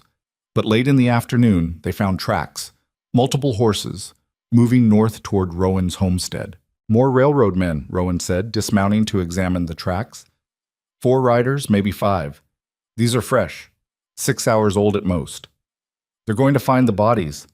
And the ruins. They'll know what happened." Rowan remounted. "We need to move faster." They pushed the horses harder, covering ground quickly despite the rough terrain. As darkness fell, they descended into lower elevations where the snow was lighter and the trail easier. They made camp in a dense stand of pine, taking turns on watch again. On Clara's watch, around midnight, she heard something moving in the darkness. Not an animal. The sound was wrong, too deliberate. She touched Rowan's shoulder and he woke instantly, hand on his rifle. They waited, listening. The sound came again, closer. Footsteps in snow. Rowan brought the rifle to his shoulder, aiming at the darkness. "Show yourself, or I start shooting." "Don't shoot, Mercer. It's Morrison." The trapper emerged from the trees, hands raised, looking exhausted and frightened. "Thank hell I found you." "What are you doing out here?" Rowan demanded. "Running, same as you." Morrison collapsed near their small fire.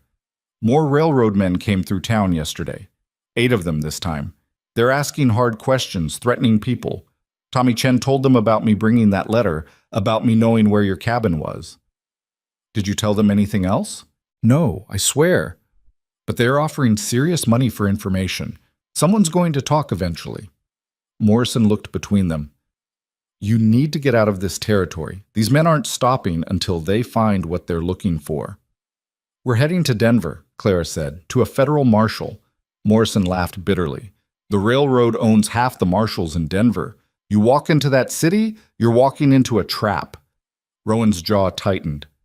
"Garrett's honest." "Maybe, but can you get to him before the railroad gets to you?" Morrison shook his head.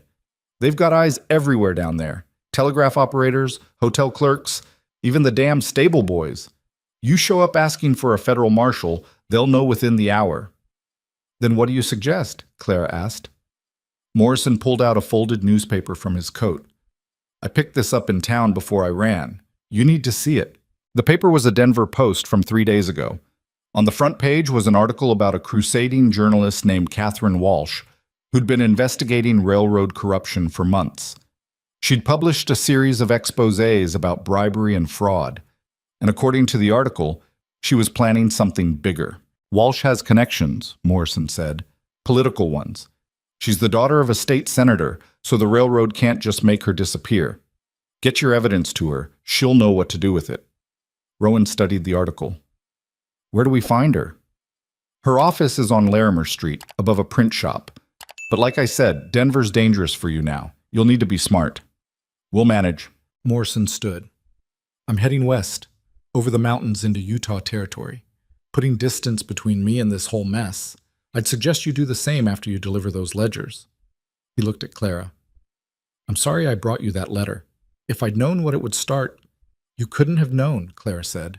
This isn't your fault. After Morrison disappeared back into the darkness, Rowan and Clara sat by the dying fire. A journalist, Clara said. That could work. Or it could get us killed faster. Rowan poked at the embers. But it's better than walking blind into a marshal's office. They broke camp before dawn and rode hard. By the third day, they reached the outskirts of Denver.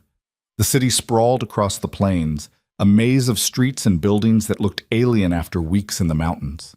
Smoke from 1,000 chimneys hazed the air.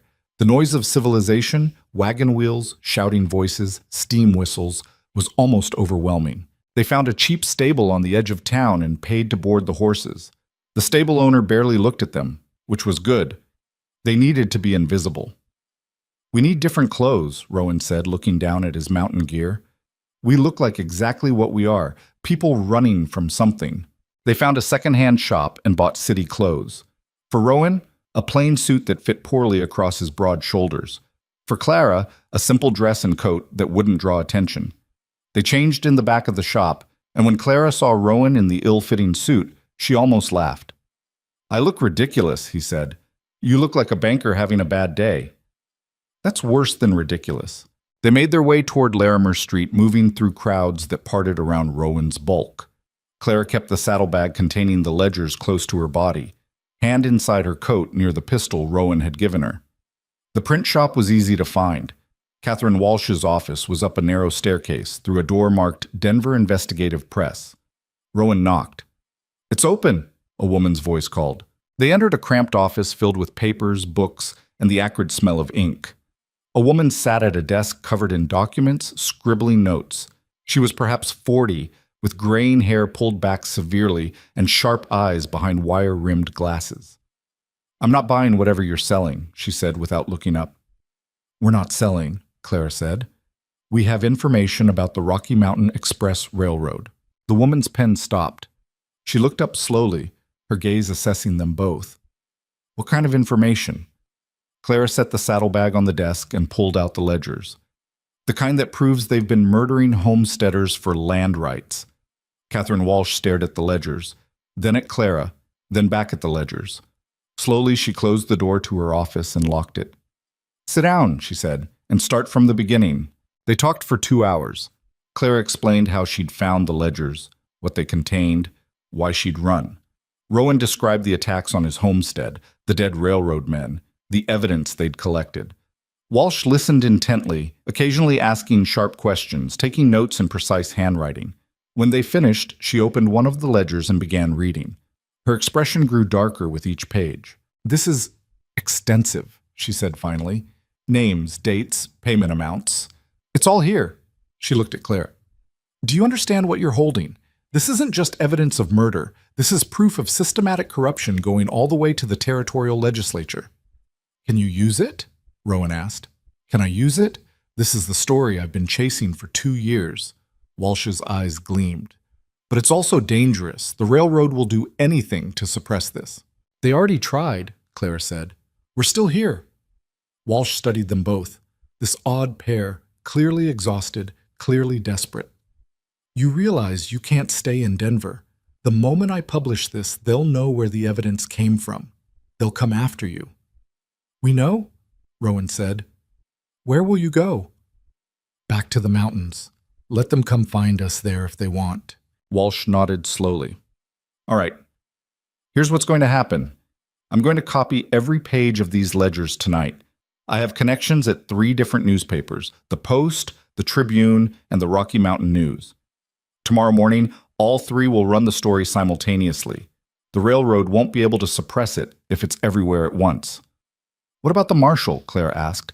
Samuel Garrett? I know Garrett. He's honest, but he's also cautious. He won't move without ironclad evidence. Walsh tapped the ledgers. This is ironclad. Once the story breaks, he'll have the political cover to launch an investigation. The railroad's executives won't be able to hide.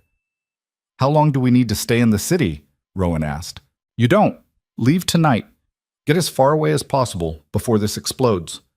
Walsh stood.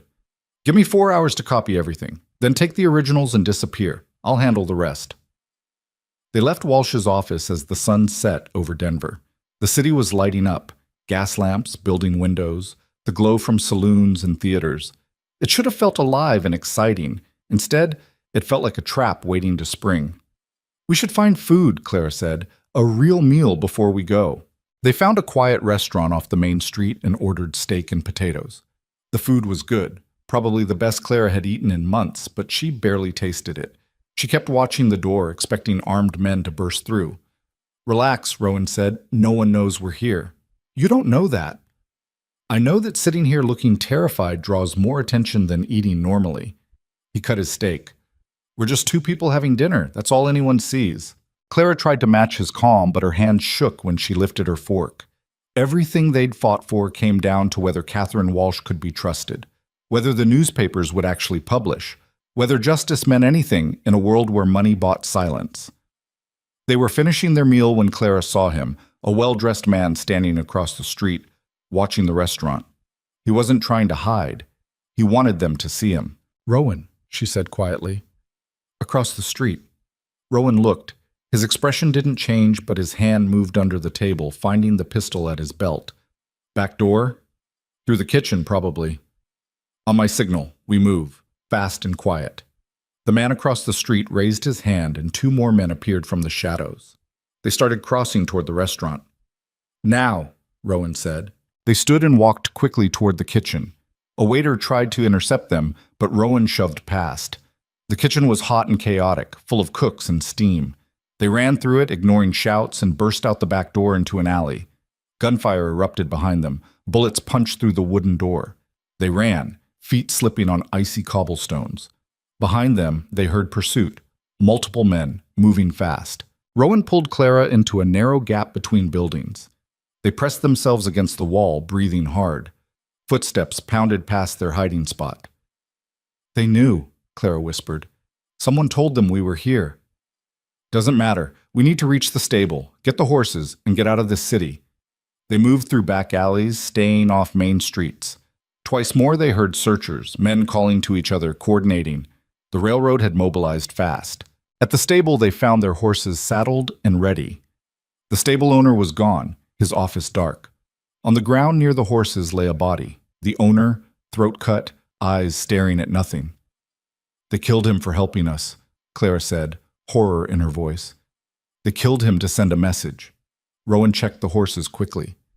They want us scared. Want us making mistakes. It's working. Good. Fear keeps you sharp. He handed her the reins to the roan. We ride north, hard and fast. Don't stop for anything. They mounted and rode out of the stable at a gallop. Behind them, shouts erupted as their pursuers spotted them. Gunfire cracked through the night. Clara bent low over her horse's neck, urging it faster. They tore through Denver's streets, scattering pedestrians, jumping over obstacles. Rowan led them through a maze of turns, losing their pursuers in the warren of back streets. Finally, they broke free of the city limits and hit the open trail. They rode for hours, pushing the horses to their limits. Only when they were miles from Denver did Rowan finally slow to a walk. We need to circle back, Clara said, breathing hard. The ledgers, Walsh needs more time. Walsh has the copies. That's what matters. The originals are safer with us than in that city. But the story will break tomorrow morning, whether we're there or not. Rowan looked back toward Denver's distant lights. Our part's done. Now we survive long enough to see it through. They rode through the night, angling northwest toward the mountains. As dawn broke, they stopped at a creek to water the horses. Clara was exhausted, running on nothing but adrenaline and fear. "How many do you think are chasing us?" she asked. "All of them. The railroad knows we're the key. Kill us. The story becomes questionable. Maybe we fabricated the ledgers. Maybe we're con artists." Rowan filled his canteen. "We need to stay alive long enough for Walsh's story to land. After that, we're less valuable dead than alive." "How do you figure?" "Because killing us after the story breaks makes us martyrs, makes the whole thing bigger. Railroad's smart enough to know that." He paused. "Probably." They rode into the mountains as the sun climbed higher. Behind them, somewhere in the distance, their hunters would be organizing. Fresh horses, better equipment, local knowledge. It would be a race to see who reached the high country first. By afternoon, they entered familiar territory. The trails Rowan knew, the mountains he'd called home for 20 years. Here, the advantage shifted in their favor. "We're not going to the homestead," Rowan said. "Too obvious. There's another place, higher up. Old trapper's shelter my father used. Only a handful of people know about it. Will it hold them off?" "It'll give us a defensible position. That's all I can promise." They climbed higher, into country where snow still lay deep and temperatures dropped brutally at night. The trail became treacherous, but the horses were mountain-bred and sure-footed. Clara trusted them, trusted Rowan, trusted that somehow they'd survive this. As they rode, she thought about Catherine Walsh back in Denver, working through the night to prepare the story. About Marshall Garrett, who would wake tomorrow to evidence he couldn't ignore. About the railroad executives who had ordered so many deaths and would soon face justice. If they survived, this would all be worth it. The shelter appeared near dusk, a stone structure built against a cliff face, barely visible until you were almost on top of it. Rowan led them inside. It was cold and dark, but solid, defensible. They unsaddled the horses and brought them inside too. The shelter was large enough, barely. They'd all be warm together. "Now what?" Clara asked. "Now we wait." Rowan began checking his weapons, reloading, preparing. "They'll come. Maybe tomorrow, maybe the day after, but they'll come. And we fight. And we fight." Clara loaded her own rifle, hands steady now. The fear was still there, but it had transformed into something harder. Determination, anger, the absolute certainty that she wouldn't let them win. Outside, night fell over the mountains. Somewhere below, their enemies were climbing higher, following their trail. The final confrontation was coming. But for now, in this stone shelter high above the world, Rowan and Clara were together, armed, ready. Whatever came next, they'd face it the way they'd faced everything else, side by side. They came at dawn, just as Rowan predicted.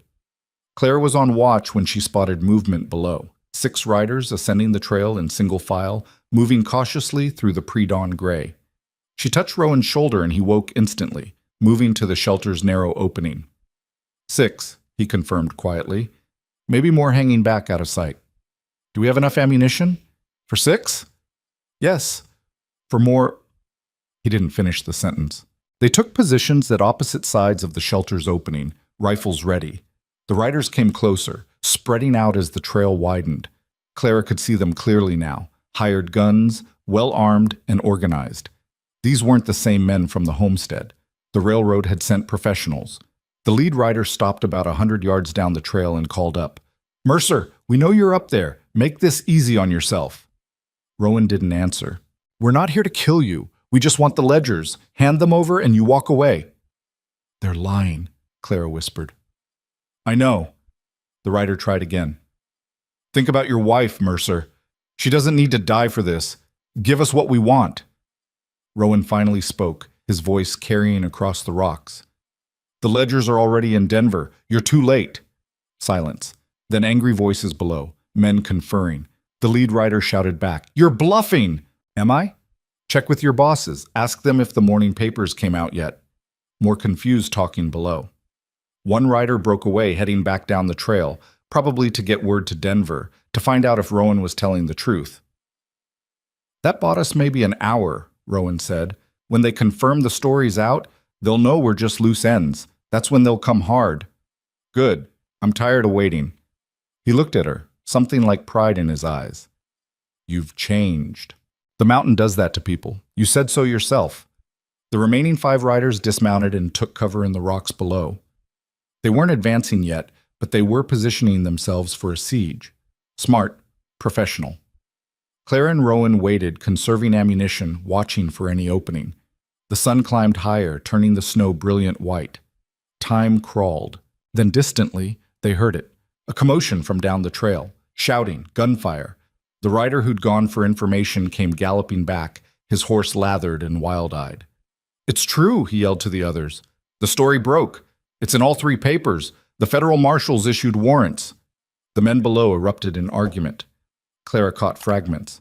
Waste of time. Already exposed. Finish the job anyway. The lead rider made a decision. "We're going up. They're witnesses. They die here." The attack came in a rush. The 5 men charged up the trail, firing as they came. Bullets ricocheted off stone, whined through the air.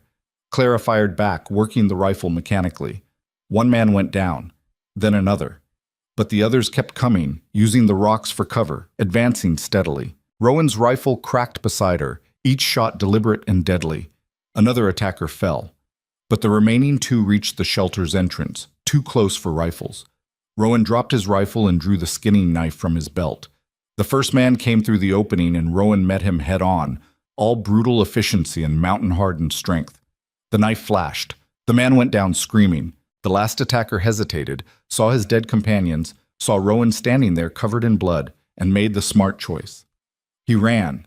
They heard him crashing down the trail, yelling for his horse, then hoofbeats, fading into distance.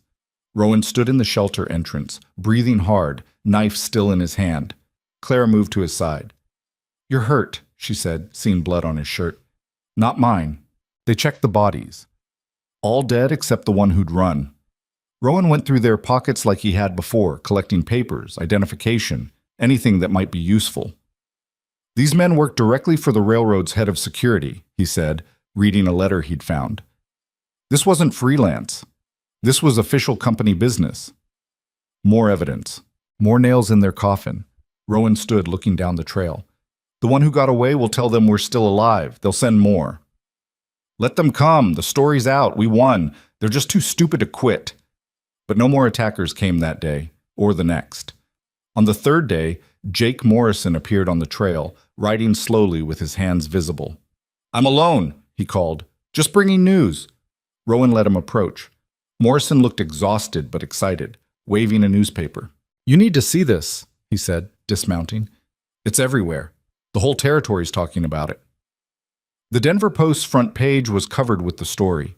Catherine Walsh had written it masterfully.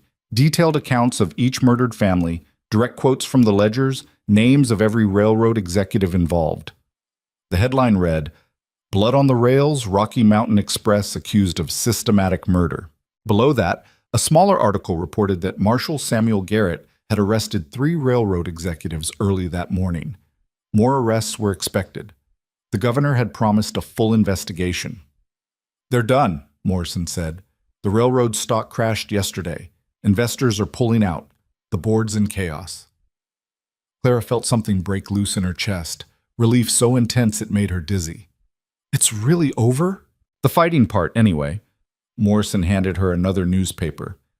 "You're famous now. Catherine Walsh mentioned you by name. Clara Hastings, former railroad accountant whose courage exposed corruption. There's even a quote from the governor praising you." "They used my real name," Clara said, staring at the paper. "Couldn't avoid it. The story needed a hero. You're it." Rowan took the papers and read them carefully. His expression was unreadable. Finally, he handed them back to Morrison. "What about the men hunting us?" "Recalled. The railroad's lawyers advised them to stop all independent security operations immediately. You're not worth killing anymore. Makes you martyrs and proves everything Walsh wrote." Morrison grinned. "You actually did it. You beat them." After Morrison left, Clara and Rowan sat in the shelter, watching the sun set over the mountains. The papers lay between them, proof that their fight had meant something. 14 families, Clara said quietly. "We didn't save them. They're still dead. But their deaths count for something now. Their names are in those papers. People know what happened to them. That's more than they had before." "Is it enough?" "It has to be." Rowan looked at her. "Justice doesn't bring people back. It just makes sure their deaths weren't meaningless. That's the best we can do." Clara thought about that, about the weight of carrying other people's stories, other people's deaths. She'd started this journey thinking she was running away. But somewhere along the line, it had become about running toward something, toward accountability, toward truth, toward a future where the powerful couldn't murder with impunity. "I want to go home," she said. "Back to the homestead. There's nothing there but ruins." "Then we rebuild, like you said." Rowan smiled, the expression transforming his scarred face. "All right, let's go home." They descended from the high country slowly, leading the tired horses, taking time to appreciate the journey. The mountains that had seemed so hostile when Clara first arrived now felt different, still dangerous, still unforgiving, but familiar. Hers. When they reached the homestead, the ruins looked smaller than Clara remembered. The barn was gone completely, just foundation stones. The cabin was charred logs and ash. But the stone fireplace still stood, and the land beneath the snow was still there. "We'll need to clear the debris," Rowan said, surveying the damage. "Then build new. Better than before." "How long will it take? With two of us working? And if we can get supplies up here before the pass closes, maybe we can get walls up before deep winter, finish the interior come spring." Clara looked at him. "You're really planning long-term now." "I've got reasons to." He met her eyes. "You staying? For real? Not just because you've got nowhere else to go?" "I'm staying." "Why?" Clara thought about how to answer. About the woman she'd been in Denver, frightened, hiding, constantly looking over her shoulder, and the woman she'd become here. Someone who could split wood and shoot wolves and face down killers without flinching. "Because this is where I learned who I actually am," she said finally. "Not who I was supposed to be or who I was pretending to be, just me, Clara, the person who could survive this mountain." She paused. "And because you're here." Rowan pulled her close. They stood like that for a long moment, two people who'd found each other in the worst circumstances and somehow made it work. "We should start clearing today," he said. "Get ahead of the weather." They worked until dark, hauling burned timber away, sorting through debris for anything salvageable. It was hard, dirty work, but satisfying. Each piece of wreckage they cleared was a step toward rebuilding. That night, they made camp in the barn's foundation, wrapped in blankets under a canvas tarp. The horses and mules stood nearby, familiar presences in the dark. "Tell me about the cabin you're planning," Clara said. "What's different from before?" Rowan thought about it. "Bigger. 2 rooms instead of 1. A real kitchen area. Better windows for light. And a porch that goes all the way around, so we can sit outside when weather's good." "We? You'll have opinions. Might as well account for them now." Clara smiled in the darkness. This hard man planning a future that included her preferences. It was such a small thing, but it meant everything.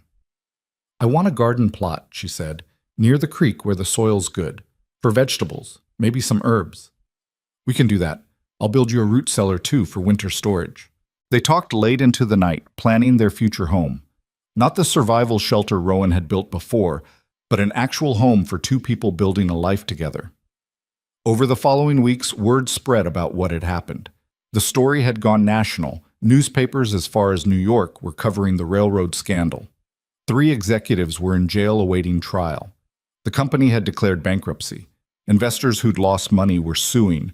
The whole corrupt structure was collapsing. And Clara's name was everywhere. The woman who brought down the railroad.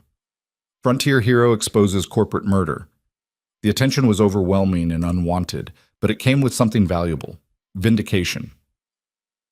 Marshall Garrett himself rode up to the homestead one cold morning in early spring. He was a lean man in his 50s with kind eyes and the calm manner of someone who'd seen everything. "Miss Hastings," he said, dismounting. "Or should I say Mrs. Mercer?" "Clara's fine. I wanted to thank you personally. What you did, stealing those ledgers, keeping them safe, getting them to Catherine Walsh, that took real courage." "I didn't feel courageous. I felt terrified. That's what courage is. Doing what needs doing despite being scared." Garrett handed her an envelope. "This is from the territorial governor. Official pardon for any irregularities in how you obtained the evidence. You're clear of any legal trouble." "I was never worried about legal trouble from our side." "No, I suppose you had bigger concerns." Garrett looked at the construction work in progress. New cabin walls rising where the old ones had burned. You planning to stay up here permanently? Yes. Even after everything that happened? Clara looked at Rowan, who was working on the cabin frame with two hired men from town. Especially after everything that happened. Garrett nodded slowly. I understand. Sometimes the places that test us hardest become the places we can't leave. He turned to go, then paused. Oh, one more thing. The railroad's remaining assets are being liquidated. Victims' families are being compensated. But there's also a reward fund for informants whose testimony led to convictions. You're entitled to a significant portion. How significant? $40,000, give or take. Clara's breath caught. That was more money than she'd ever imagined having. I don't want it.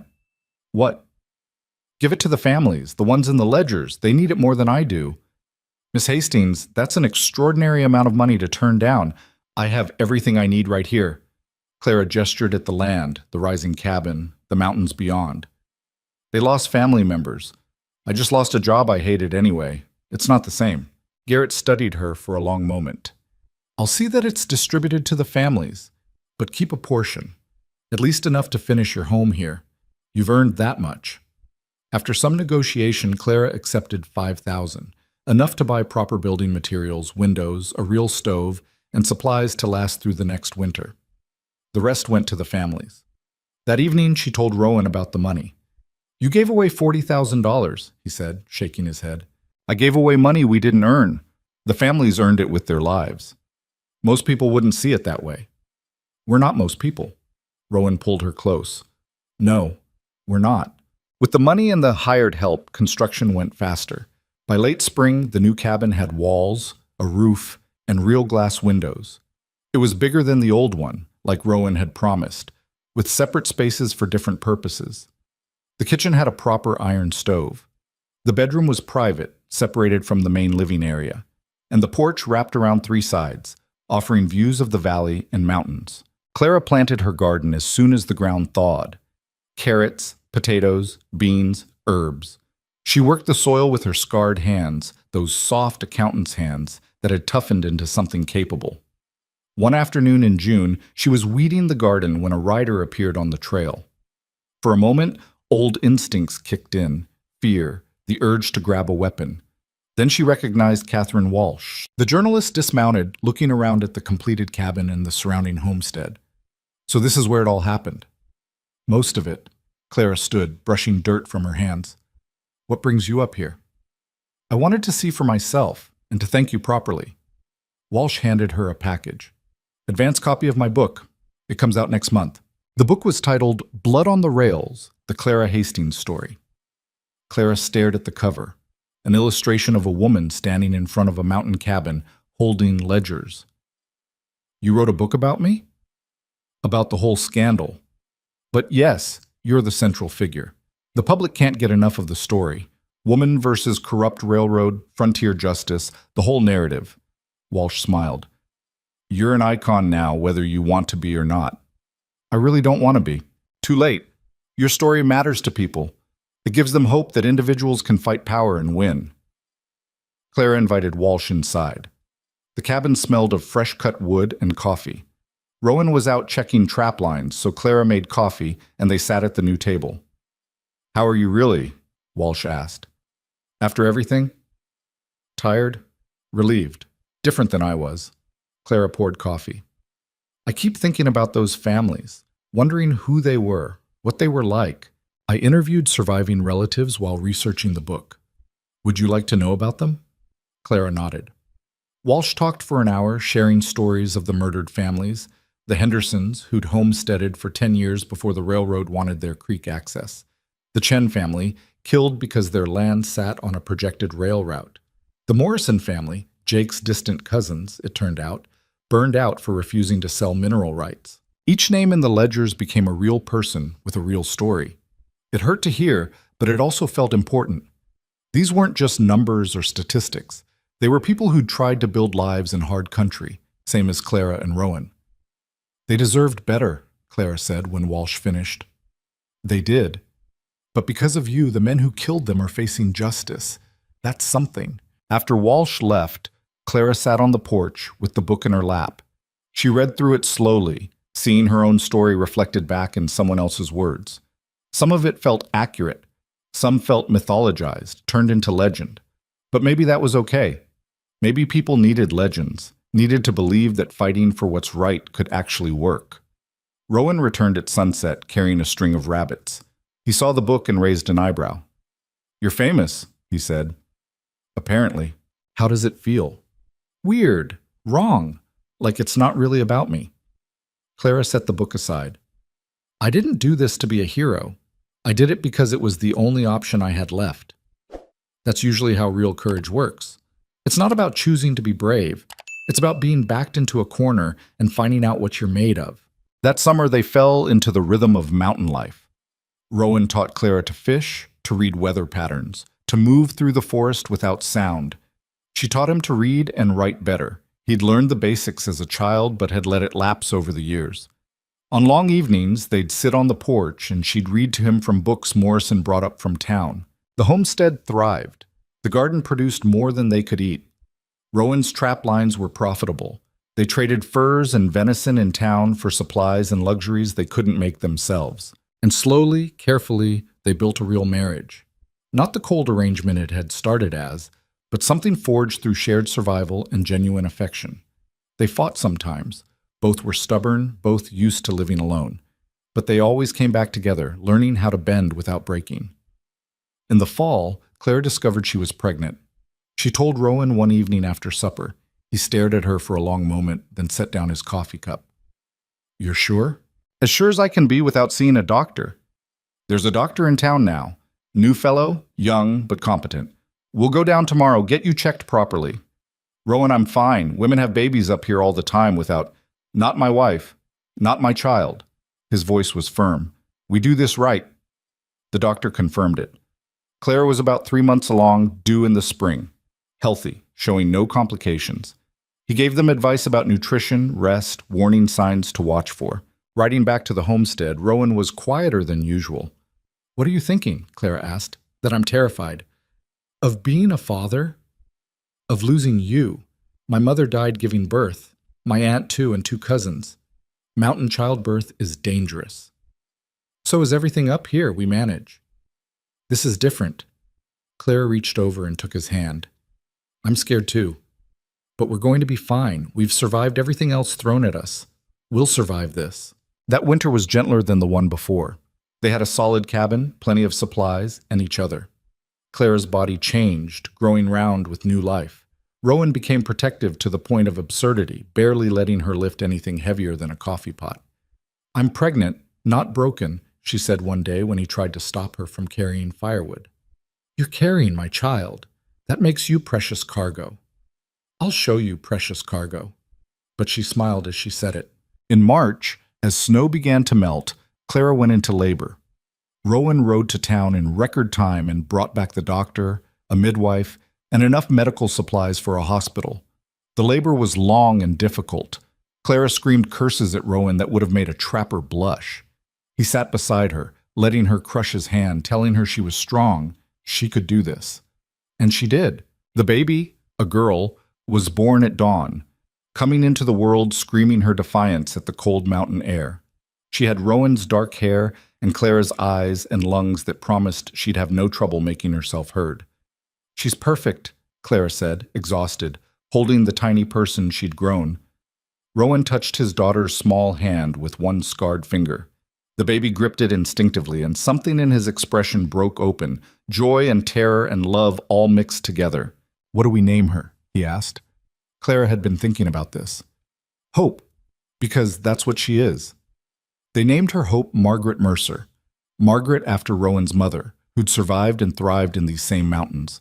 Hope because it felt right, because after everything they'd been through, this small person represented a future they'd fought for. The years that followed weren't easy. Mountain life never was. There were hard winters, crop failures, injuries, and the constant work of maintaining a homestead. But there was also joy, watching Hope grow strong and wild, teaching her to love the mountains like they did, building a life that mattered. More families moved into the valley, drawn by news that the railroad's iron grip had been broken. The community grew.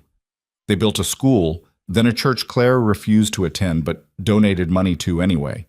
They elected a sheriff, established mail routes, connected to the wider world while maintaining their frontier character. And Clara and Rowan became something neither had expected, pillars of the community. People came to them for advice, for help settling disputes, for medical aid when the doctor was too far. Their story became local legend, told and retold until fact and fiction blurred together. But the truth was simpler than the legends. They were just two damaged people who'd found each other when both desperately needed saving. They'd fought for justice because no one else would.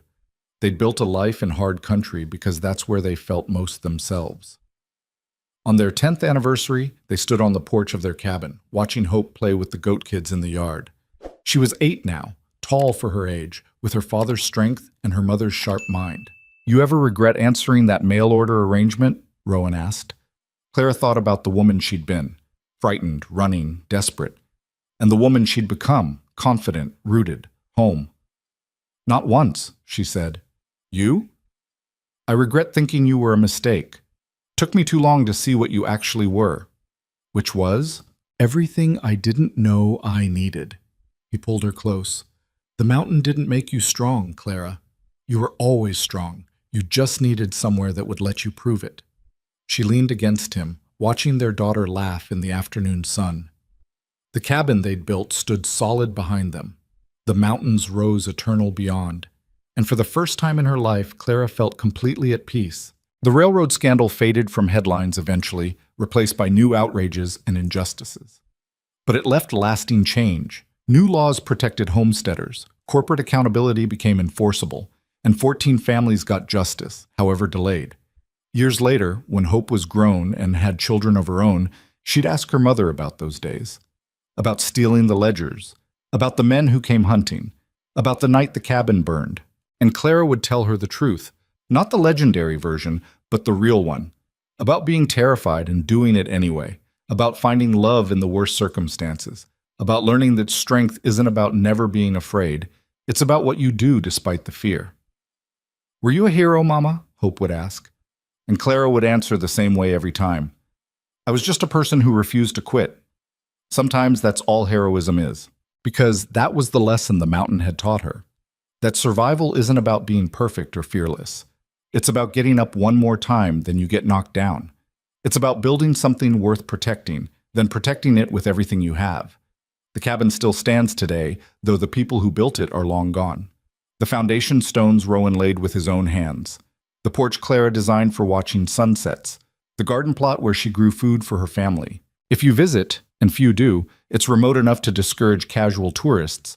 You can still see the scars on the land from that long-ago fire. And if you know where to look, by the creek under an overhang of rock, there's a marker stone with 14 names carved into it. The families Clara fought for. The people whose deaths she made sure mattered. Standing there, in that hard, beautiful country, you can understand why two broken people chose to build their lives there. Why they stayed when leaving would have been easier. Why they fought when surrender would have been safer. Because some places don't just test you, they transform you. They strip away everything soft and false until only truth remains. And for Clara and Rowan, the truth was simple. They belonged to each other, to this mountain, to the life they'd forged from fire and violence and stubborn determination.